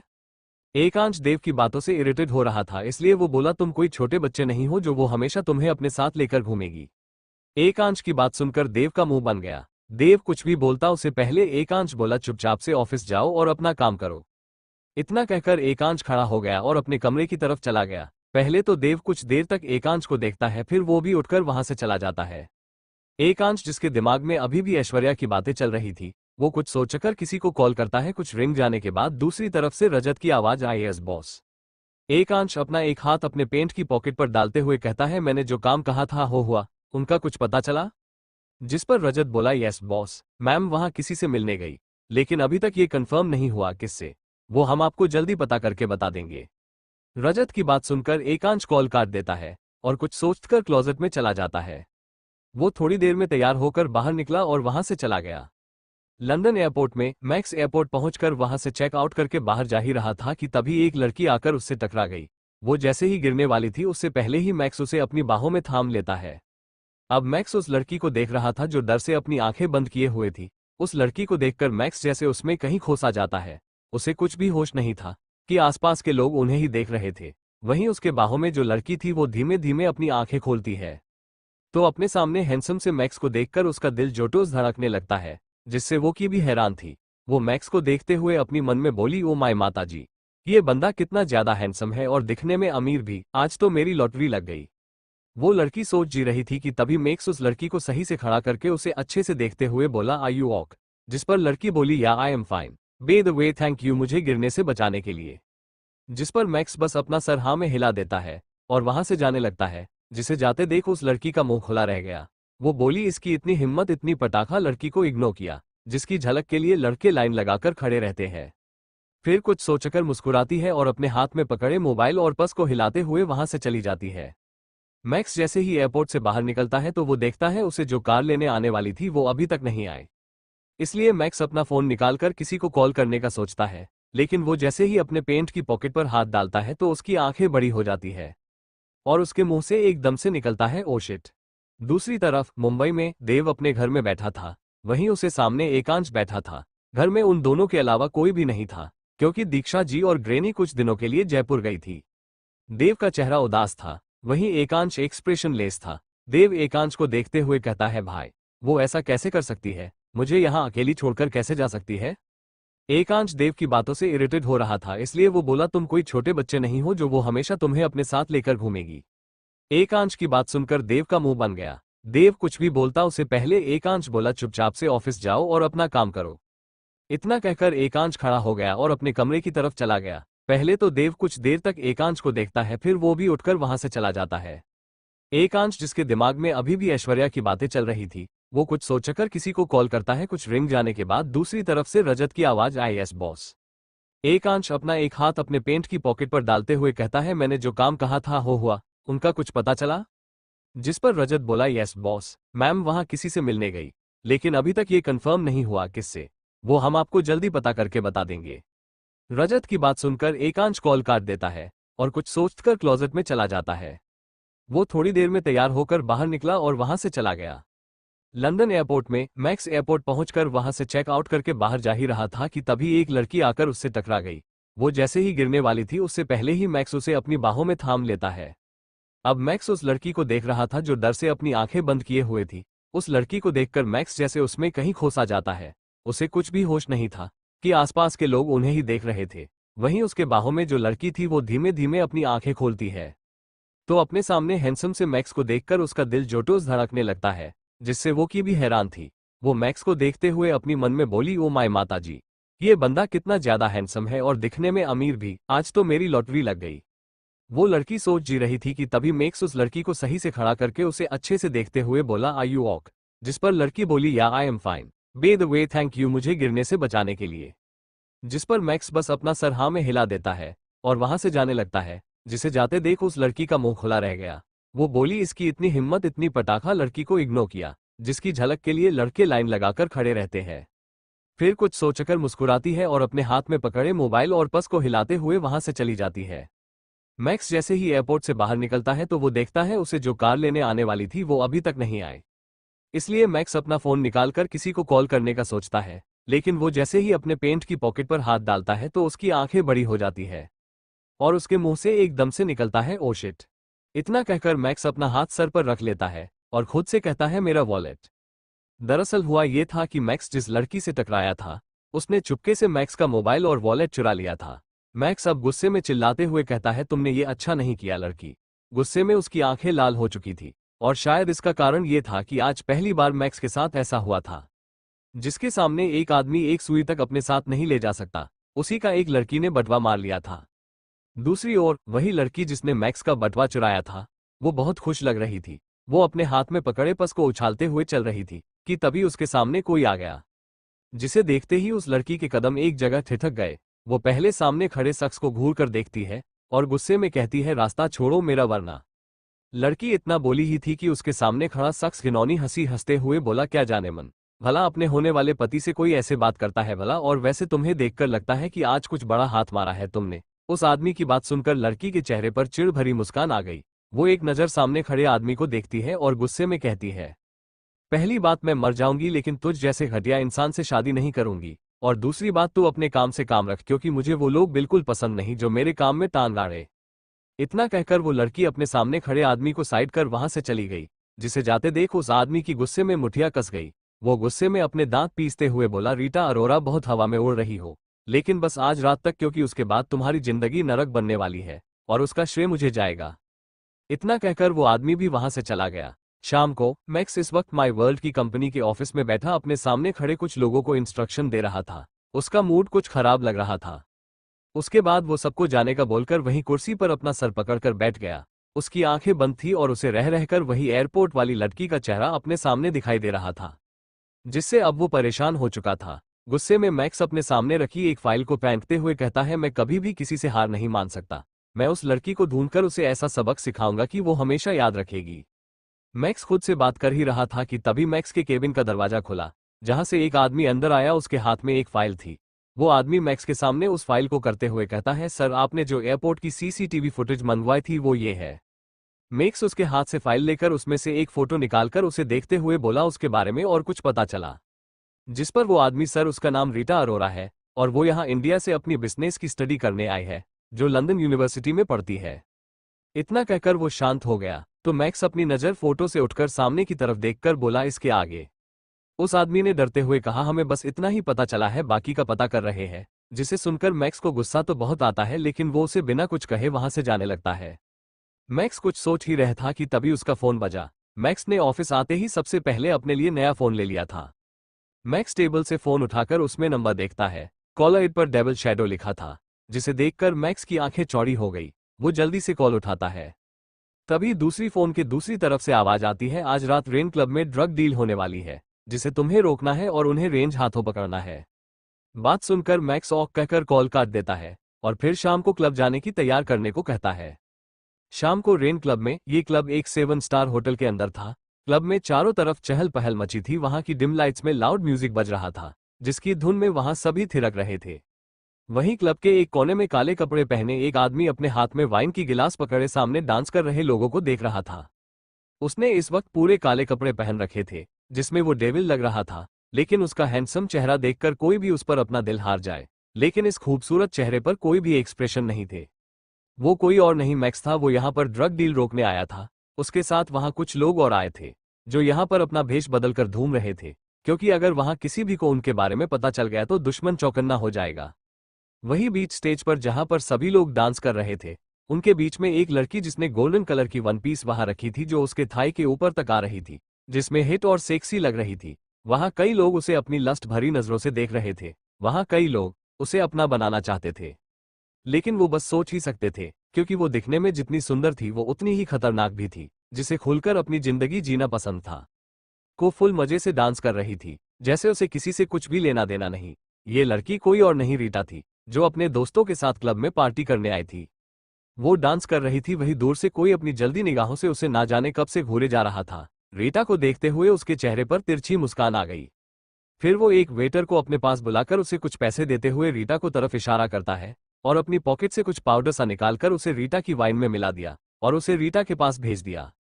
रीटा, जो डांस करने में बिजी थी, उसे अब प्यास लगने लगी थी, इसलिए वो बार की तरफ बढ़ने लगी। वो अभी पहुंची ही थी कि तभी एक वेटर आकर रीटा को वाइन देते हुए अदब से बोला, मैम, इसे आपके लिए उन्होंने ने भिजवाया है। रीटा एक नज़र अपने पीछे खड़े आदमी को देखती है, जो वही था जिससे रीटा एयरपोर्ट के बाहर मिली थी। उसे देखकर रीटा ड्रिंक लेकर उसे पी लेती है और दोबारा से डांस करने लगती है। मीरा डांस कर रही थी, लेकिन उसकी नज़र सामने थी, जहां पर मैक्स बैठा हुआ था। मैक्स जहां पर बैठा था वहां का उजाला कम था, इसलिए उसे मैक्स का चेहरा अच्छे से नहीं दिख रहा था, लेकिन वो उसे जाना पहचाना लग रहा था। रीटा उस तरफ ज्यादा ध्यान नहीं देती है और दोबारा से डांस करने लगती है। तभी डांस करते करते हुए उसे अपने शरीर में अचानक से गर्मी का एहसास होता है। उसका सर घूमने लगा था। रीटा रुककर अपने सर पर हाथ रखकर खुद से कहती है, आह, ये मुझे क्या हो रहा है? अचानक से मेरा सर दर्द क्यों से रहा है, और ऊपर से ये गर्मी? इतना कहकर रीटा बिना किसी से कुछ बोले बाथरूम की तरफ बढ़ गई। वहीं कोई था जो उसे देख रहा था। रीटा को देखकर उसके चेहरे पर शैतानी मुस्कान आ गई। वो रीटा को देखते हुए खुद से बोला, बहुत शौक है ना तुम्हें गेम खेलने का? अब देखो तुम्हारे साथ क्या होता है। आज तेरे जी खेलने का पूरा भूत न उतार दिया तो मेरा नाम भी गगन अवस्थी नहीं। उसके चेहरे पर घटिया मुस्कान थी। फिर वो उसी वेटर को इशारा करता है जिसने रीटा को ड्रिंक दिया था, जिसका इशारा मिलते ही दोनों इसके पीछे चले गए। लेकिन वो दोनों आगे होने वाले कांड से अनजान थे। मैक्स बैठा चारों तरफ अपनी नजर रखे हुए था। तभी उसके फोन पर किसी का कॉल आता है, जिससे बात करने के बाद वो वहां से उठकर चला जाता है। रीटा अभी बाथरूम के पास पहुंची थी कि तभी गगन उसके पास आ जाता है। वो जाकर रीटा के सामने खड़े होते हुए उससे कहता है, are you fine baby, what can I help you? इतना कहकर वो रीटा को छूने की कोशिश करता है। उसके चेहरे पर घिनौनी हंसी थी। इससे पहले वो रीटा को छू भी पाता, रीटा उसका हाथ खुद से दूर झटक देती है और अपनी बंद होती आंखों को खोलकर गुस्से में गगन को अपनी एक उंगली दिखाते हुए कहती है, यू हिम्मत भी मत करना मुझे छूने की, वरना जान से जाओगे। रीटा की बात सुनकर गगन अपने दोनों हाथ अपनी कमर पर रखकर हंसते हुए कहता है, साली की रस्सी जल गई लेकिन बल नहीं गया। इतना कहकर वो गुस्से में रीटा के बाल पीछे से पकड़ लेता है और उसका सर ऊपर करके अपने दांत पीसते हुए कहता है, आज मैं तेरी सारी अकड़ निकलूंगा और तुझे जीने लायक तक छोड़ूंगा। ऐसे जगह भेजूंगा तुझे जहां से तू घुट घुट कर मरेगी, लेकिन वहां से कभी बाहर नहीं निकल पाएगी। गगन रीटा को अपनी लाल हो चुकी आंखों से देख रहा था। वहीं रीटा की आंखें इस वक्त आग उगल रही थी, जिससे वो गगन को जला देना चाहती थी। गगन अपने साथ आए वेटर की तरफ देखकर गुस्से में कहता है, वहां खड़े खड़े तामसा क्या देख रहे हो, आकर मेरी मदद करो साली को लेकर चलने में।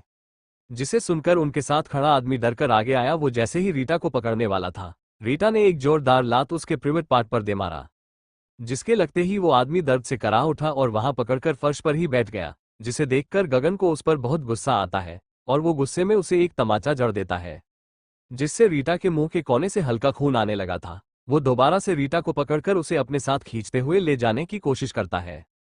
वो रीटा को लेकर अभी एक कमरे के सामने खड़ा था। रीटा, जो इस वक्त खुद के कंट्रोल में बिल्कुल भी नहीं थी, उसका चेहरा लाल पड़ चुका था। उसे देखकर ही कोई बता सकता था कि उसे कोई नशीली दवा दी गई है। रीटा पसीने से भीग चुकी थी, लेकिन अभी भी वो हार मानने के लिए तैयार नहीं थी। वो खुद को गगन से छुड़वाने की कोशिश करती है। तभी उनके पास से एक हट्टा कट्टा हैंडसम आदमी गुजरता है। जैसे ही रीटा की नज़र उस आदमी पर पड़ती है तो उसे खुद को बचाने के लिए एक आखिरी उम्मीद की किरण दिखती है। वो अपनी पूरी ताकत लगाकर गगन से अपना हाथ छुड़ाकर उस आदमी की पीठ सर जाकर चिपक जाती है। उसकी सांसें तेज चल रही थी, जो अपनी लड़खड़ाती आवाज में कहती है, प्लीज हेल्प मी। रीटा की ऐसी हालत देखकर वो आदमी अपना सर पीछे करने रीटा को देखता है, जिसका चेहरा उसके बालों से ढका हुआ था। लेकिन फिर भी उसे उस लड़की के साथ अजीब सा फील जो रहा था। उसका दिल जोरों से धड़क रहा था। ये कोई और नहीं मैक्स था, जो यहाँ से गुजर रहा था। उसने जब रीटा को देखा तो उसे लगा कि कोई लड़की ज्यादा ड्रिंक करके बैठी है, लेकिन जब उसने उसकी बात सुनी तो इसके कदम वहीं रुक गया। वो पलटकर अपने सामने खड़े गगन को देखता है, जो इस वक्त मैक्स और रीता को देख रहा था, क्योंकि रीता इस वक्त किसी दूसरे आदमी से चिपकी हुई थी। ये देखकर उसका पर हाई हो गया। वो गुस्से में मैक्स को देखकर कहता है, चुपचाप इस लड़की को मेरे हवाले कर और निकल यहाँ से। जिसे सुनकर मैक्स एक नज़र गगन को देखता है, जो कि शक्ल से ही घटिया और निहायती लग रहा था। मैक्स ने उसे ऊपर से नीचे तक देखा, फिर अपनी कोल्ड आवाज में बोला, अगर मैंने ऐसा नहीं किया तो। मैक्स ये कहते हुए खुद से चिपकी रीटा को देख रहा था, जो इस वक्त उसकी चेस्ट पर आ चुकी थी और बिल्कुल छिपकली की तरह उससे चिपक कर खड़ी थी, क्योंकि इसे मैक्स के सीने में ठंडक मिल रही थी। वही गगन मैक्स को गुस्से में देखते हुए कहता है, लगता है तू मुझे जानता नहीं, इसलिए मुझसे ऐसी बात कर रहा है। जिसे सुनकर मैक्स की भौहें तन गई। वो बोला, तेरा तो पता नहीं, लेकिन शायद तू मुझे नहीं जानता इसलिए मुहासे उलझ रहा है। मैक्स की बात सुनकर गगन तंज भरी मुस्कान हंसते हुए कहता है, अच्छा कौन है तू। गगन का इतना कहना था कि मैक्स के चेहरे पर खतरनाक वाली मुस्कान आ गई। वो गगन को देखते हुए अपने कान में लगे ब्लूटूथ पर बस इतना कहता है, कम। उसका इतना कहना था कि 5 सेकंड के अंदर अपने हाथ में हथियार लिए कई सारे काले कपड़े पहने गार्ड्स आकर उनको घेर कर खड़े हो गए। सभी की गन गगन पर तनी हुई थी, जिसे देखते ही गगन की तो जैसे सांसें ही रुक गई। उसका चेहरा डर से काला पड़ चुका था। वो बस अपने सामने खड़े आदमियों को देख रहा था, जिन पर हेल क्वीन का लोगो था। जिसे देखते ही गगन की आंखें हैरानी और डर से बड़ी हो गई। वो हकलाते हुए बोला, है हेल क्वीन के गार्ड्स। उसके बाद वो मैक्स को देखता है, जिससे रीटा अभी भी चिपकी हुई थी, जो जल्दी से मैक्स से माफी मांगते हुए कहता है, सर प्लीज प्लीज मुझे माफ कर दो, मैं आपको पहचान नहीं पाया। जैसे बिजनेस के मामले में जोया ऐश्वर्या की परछाई के नाम से जानी जाती है, वैसे ही अंडरवर्ल्ड में मैक्स को मौत का सौदागर कहा जाता है, जो किसी को भी मारने से पहले एक बार भी नहीं सोचता। गगन को देखते हुए मैक्स गुस्से में कहता है, तुझ जैसे कमीने की सजा बस मौत है, जो दूसरों की जिंदगी से बस खेलना जानते हैं। अभी अगर मैं नहीं आता तो तू इस मासूम लड़की की जिंदगी बर्बाद कर देता। मैक्स काफी गुस्से में था। वो गगन को वहां से ले जाने का इशारा करता है। कुछ गार्ड्स गगन को लेकर चले गए, लेकिन अभी कुछ उसके पास थे। जब वो रीटा को मैक्स के सीने में चिपके देखते हैं तो कहते हैं, सर इसका क्या करें। मैक्स एक नज़र रीटा को देखता है, फिर कहता है, तुम जाकर प्लान को एक्सीक्यूट करो और मुझे खबर दो। मैक्स की बात सुनकर सभी वहां से चले गए, क्योंकि ऐश्वर्या के बाद दूसरा मैक्स था जिसकी बात वहां सभी मानते थे। वो जोया की बात भी मानते थे, लेकिन कार्तिक इन सब से दूर रहता था। वो बस बिजनेस में अपना ध्यान देता है। ऐसा नहीं था कि उसे इन सब से डर लगता था, लेकिन उसे ये सब पसंद नहीं था।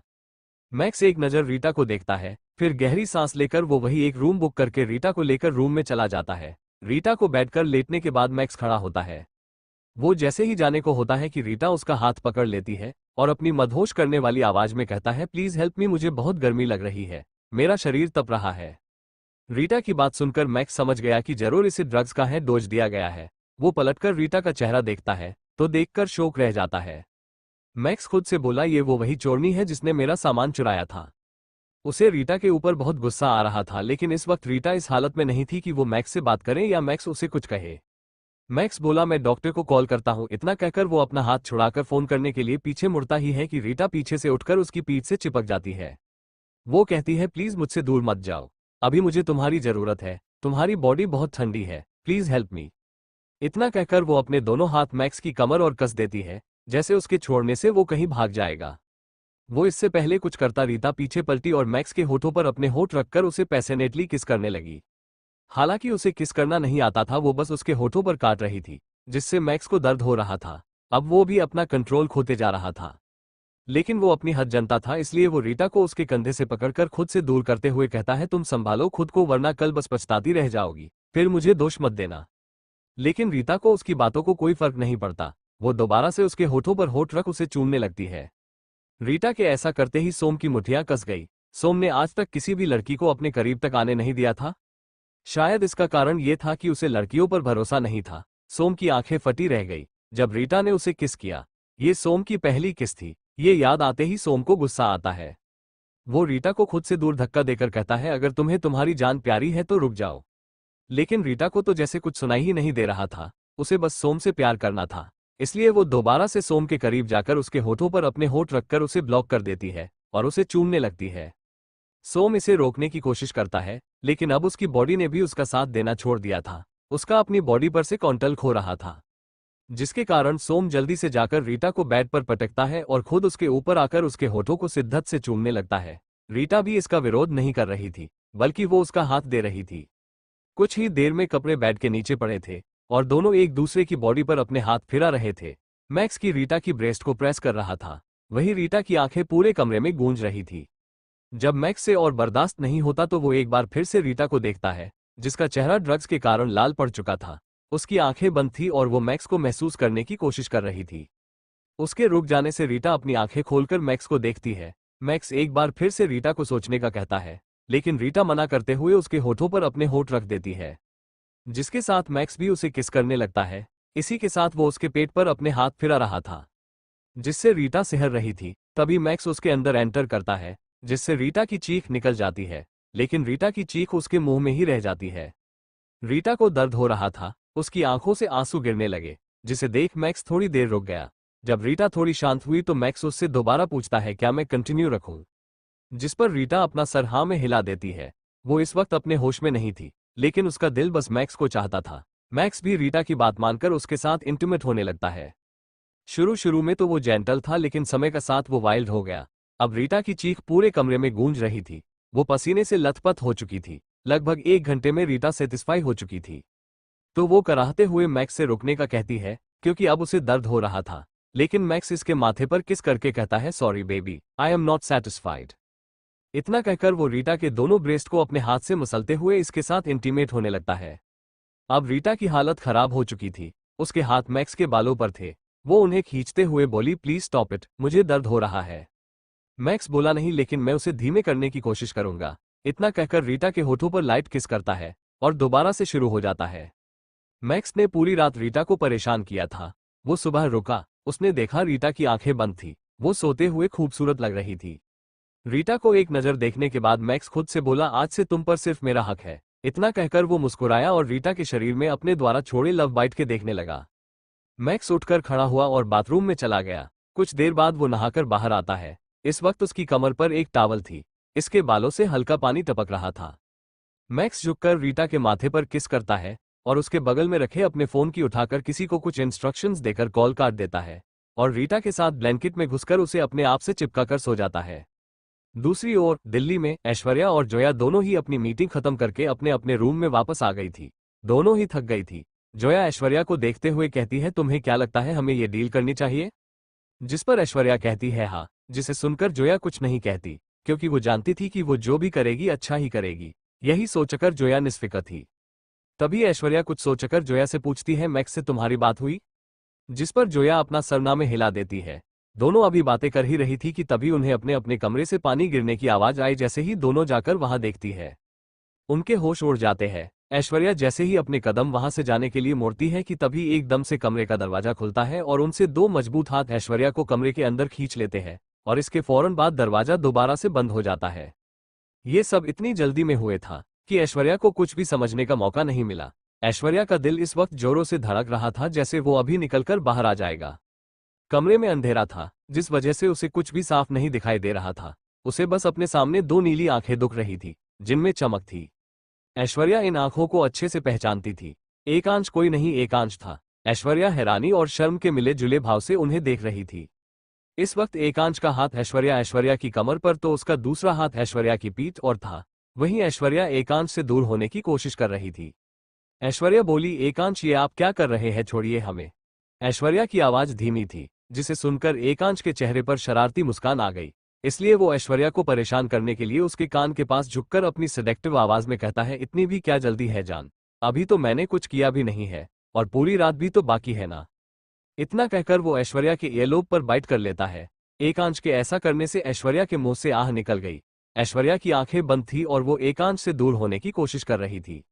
ऐश्वर्या अपने दोनों हाथों को एकांश से सीने पर रखकर उसे धक्का देती है, लेकिन शायद ही एकांश पर उसका असर हो। एकांश अपनी जगह से 1 इंच भी नहीं हिल पाता। आखिर में थक हार कर ऐश्वर्या गुस्से में एकांश को देखती है जो उसे देखकर मुस्कुरा रहा था।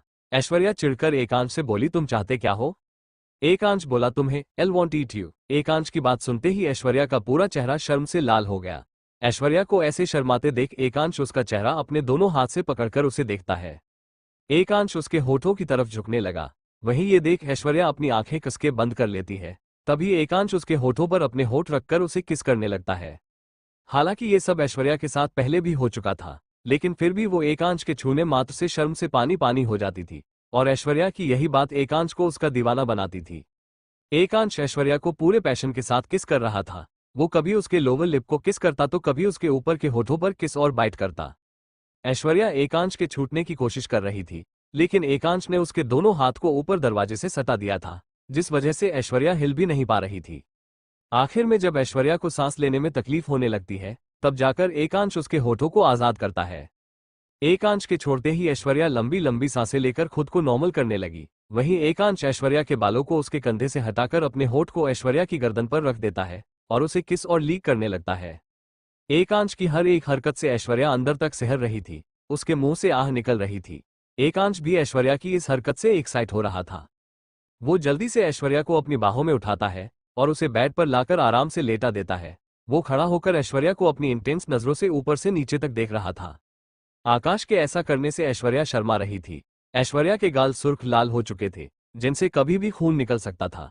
एकांश को देखते हुए ऐश्वर्या कहती है, एकांश प्लीज स्टॉप इट। लेकिन ऐश्वर्या की आवाज में शर्म थी, जिसे सुन एकांश मुस्कुराया और अपनी शर्ट को उतारकर फेंकते हुए बोला, I can't stop it because I need you very badly.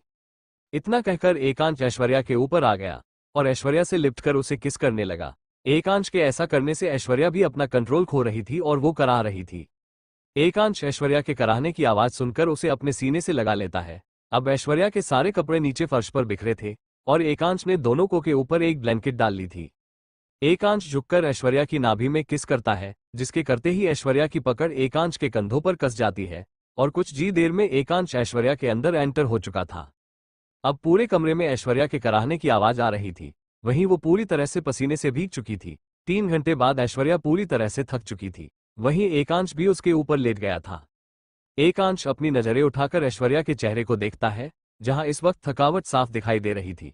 उसकी आंखें बंद थी। ऐश्वर्या को देख एकांश मुस्कुराकर उसके माथे पर किस करता है और बाथरूम में चला जाता है। कुछ देर बाद वो सिंपल लोवर टी शर्ट में बाहर आता है। उसके हाथ में पानी से भरा टब और एक छोटा टॉवल था।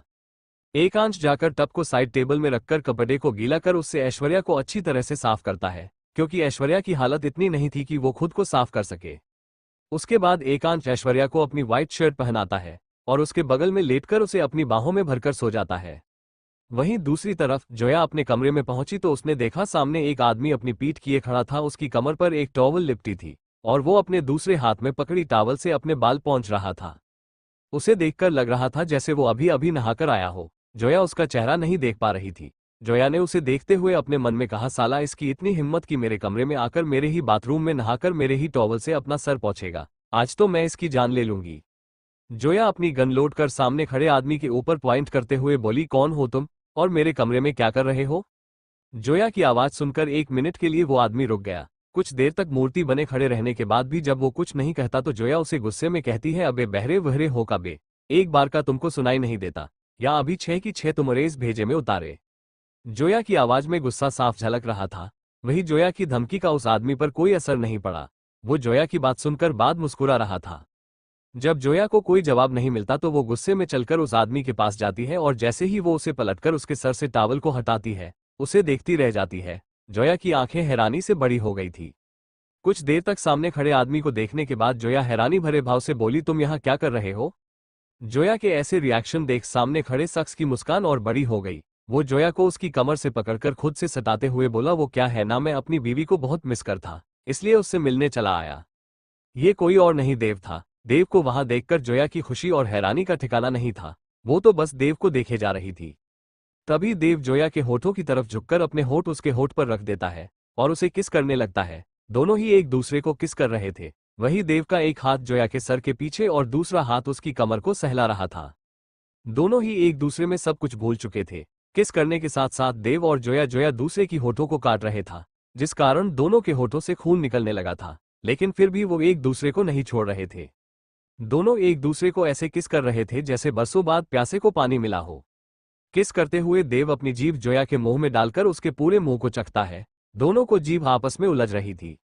आधे घंटे की लंबी किस के बाद जब दोनों को सांस लेने में तकलीफ हुई तब जाकर वो एक दूसरे से दूर हुए। दोनों के सर एक दूसरे से टिके थे। दोनों ही लंबी लंबी सांसें ले रहे थे। दोनों की सांसें नॉर्मल हुई तब जोया ने देव को गले लगा लिया और बोली, I really missing you very badly. Zoya की बात सुनकर देव मुस्कुराया और जोया को अपने गले से लगा लिया।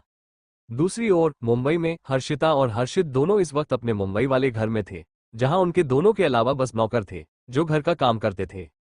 हर्षिता अपने कमरे में मुंह फुलाकर बैठी थी। हर्षित जब कमरे में आया तो वो हर्षिता को देखता है, जिसे देख हर्षित के चेहरे पर मुस्कान आ गई। हर्षित मुस्कुराते हुए चलकर हर्षिता के पास गया और उसके सामने बैठकर बोला, what is this princess?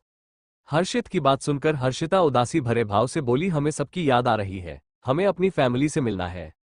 Harshita की बात सुनकर हर्षित बोला, ओम ठीक है, तो फिर हम सबसे मिलने चलते हैं। हर्षित की बात सुनकर हर्षिता खुशी से चहकते हुए बोली, सच में?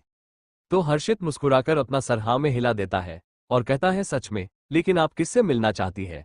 क्योंकि ऐश्वर्या भाभी और किया दिल्ली में है और माँ बाबा राजस्थान में। हर्षित की बात सुनकर हर्षिता सोच में पड़ गई। उसके लिए ये सोच पाना मुश्किल था। आखिर वो किससे मिले, क्योंकि वो सभी को बराबर मिस कर रही थी। हर्षिता को कंफ्यूज देख हर्षित उसके सर पर हाथ फेर सहलाता है। वो उसे शांत करने की कोशिश कर रहा था। हर्षिता को गहरी सोच में डूबा देख हर्षित उसके सर पर हाथ फेरते हुए बोला, क्या हुआ बच्चा? हर्षिता हर्षित के सीने से लगी बोली, हम सोच रहे हैं हम किससे मिलने जाएं, क्योंकि हम सबको बराबर मिस कर रहे हैं। कहते हुए हर्षिता ने पाउट बना लिया। वो इस वक्त हर्षित को बहुत क्यूट लग रही थी। हर्षित ने उसके माथे पर किस किया और बोला, आप एक काम करो, आप पहले अच्छे से सोच लो। ओक। हर्षिता भी हर्षित की बात पर हामी भर देती है और हर्षित की बाहों में ही सो जाती है। दूसरी ओर जोया देव की बाहों में लिपटी थी और दोनों एक दूसरे को किस कर रहे थे। देव और जोया दोनों एक दूसरे में इस कदर खो चुके थे कि कब उनके सारे कपड़े कब नीचे फर्श पर आ गए उन्हें पता ही नहीं चला। जोया इस वक्त देव के नीचे थी। उसके हाथ देव के बालों में उलझे थे। दोनों एक दूसरे की दिल की धड़कन महसूस कर रहे थे। जब देव को एहसास हुआ कि जोया सांस नहीं ले पा रही, तब जाकर उसने उसे छोड़ा। अब जोया लंबी लंबी सांसें ले रही थी, जिससे उसका सीना देव की मजबूत सीने से रब हो रहा था। वही देव उसे अपनी इंटेंस भरी नजरों से देख रहा था। जोया को अपने सामने बिना कपड़ों को देखकर उसका दिल जोरों से धड़क रहा था। जोया अपनी आंखें बंद करके खुद को नॉर्मल कर रही थी। तभी देव उसकी गर्दन पर अपने होठ रखकर उसे किस और बाइट करने लगता है। जोया अब खुद को शांत करने के लिए लंबी सांसें ले रही थी। देव का एक हाथ जोया की कमर पर और उसका दूसरा हाथ जोया की ब्रेस्ट पर था, जिसे वो धीमे धीमे मसल रहा था। देव के ऐसा करने से जोया के मुंह से आह निकल गई, जिसे सुन देव और एक्साइटेड होने लगा था। वहीं देव अब जोया को कमर को मसलने लगा था, जिससे चिढ़कर जोया देव से बोली, आह देव प्लीज स्लो। लेकिन देव को तो जैसे कुछ सुनाई ही नहीं दे रहा था। वो बस जोया को पूरा खा जाना चाहता था। अब जोया भी एक्साइटेड हो चुकी थी। वो देव को पलटकर उसके ऊपर आ गई और देव के सीने पर किस और बाइट करने लगी। देव बस अपनी खुली आंखों से अपनी जंगली बिल्ली को देख रहा था। आधे घंटे तक एक दूसरे को किस और बाइट करने के बाद देव पलटा और जोया के होठों पर अपने हाथ रखकर उसके अंदर समा गया। उसके ऐसा करते ही जोया की चीख निकल गई। उसकी पकड़ देव के कंधों पर कस गई थी। वो अब अपनी पूरी ताकत से जोया के साथ इंटीमेट हो रहा था। अब जोया थक चुकी थी। वो देव को रुकने की कहती है लेकिन देव उसकी बात नहीं सुनता। रात के 2 बजे वो जोया को छोड़ता है। अब तक जोया पूरी तरह से पसीने से भीग चुकी थी और हाँफ रही थी। वही देव के तौर सेटिस्फैक्शन साफ दिखाई दे रहा था। वो एक बार झुककर जोया के होठ पर लाइट किस करता है और कहता है थैंक यू बेबी। वही जोया उसे गुस्से में घूर कर देख रही थी, क्योंकि देव उसके साथ बेड पर बहुत हाश बिहेव करता है। जोया की आंखों में थकान साफ दिखाई दे रही थी, इसलिए देव अपने हाथ से जोया की आंखें बंद करते हुए उससे कहता है गुड नाइट बेबी। इतना कहकर वो जोया को अपनी बाहों में भरकर सो जाता है। वहीं दूसरी तरफ लंदन में मैक्स और रीटा दोनों इस वक्त बिना कपड़ों के एक दूसरे से लिपट कर सो रहे थे। मैक्स रीटा के ऊपर था और उसके हाथ उसकी कमर के चारों तरफ लिपटे हुए थे। कमरे की हालत भी कुछ ठीक नहीं थी। उन दोनों को देखकर लग रहा था उनके बीच वो सब हो चुका है जो शायद नहीं जीना चाहिए था। तभी रीटा नींद में कसमसाती है तो उसे अपने ऊपर कुछ भार सा महसूस होता है। रीटा अपनी आधी आंखें खोलकर सामने देखती है जहां पर मैक्स उसके ऊपर बिना कपड़ों के सो रहा था। मैक्स को अपने देखते ही उसकी सारी नींद तो जैसे कहीं गायब ही हो जाती है। वो एक टक मैक्स को देख रही थी। ना चाहते हुए भी वो मैक्स की तरफ अट्रैक्शन महसूस कर रही थी। वो मैक्स को देख ही रही थी कि तभी मैक्स ने रीटा के ऊपर ही करवट बदली, जिससे उन दोनों का नेकेड शरीर एक दूसरे से रगड़ खा गया। जब इसका एहसास रीटा को हुआ तो उसकी बॉडी में जैसे कट सा दौड़ने लगा। वो झटके से मैक्स को अपने ऊपर से धक्का देकर बेड की साइड में गिरा देती है, जिस वजह से मैक्स की नींद भी खुल गई। मैक्स गुस्से में अपना सर उठाकर सामने रीटा को देखता है, जो इस वक्त गुस्से में उसे ही घूर रही थी। रीटा को अपनी तरफ यूं गुस्से में देखते देख मैक्स को रात की सारी बातें याद आ गई। वो एक नज़र रीटा को घूर कर देखता है, तभी उसकी नज़र रीटा की गर्दन पर बने लव बाइट्स के निशान पर चली जाती है, जिसे देख मैक्स को थोड़ा बुरा लगता है। रीटा अपने आप को ब्लैंकेट में छुपाकर बैठी थी। वो गुस्से में चिल्लाकर बोली you bastard, who are you, और तुम्हारी हिम्मत कैसे हुई मुझे हाथ लगाने की और मेरे साथ वो सब। कहते कहते रीटा रुक गई और उसकी आंखों से आंसू बह गए। Thanks for watching. Subscribe for more amazing stories.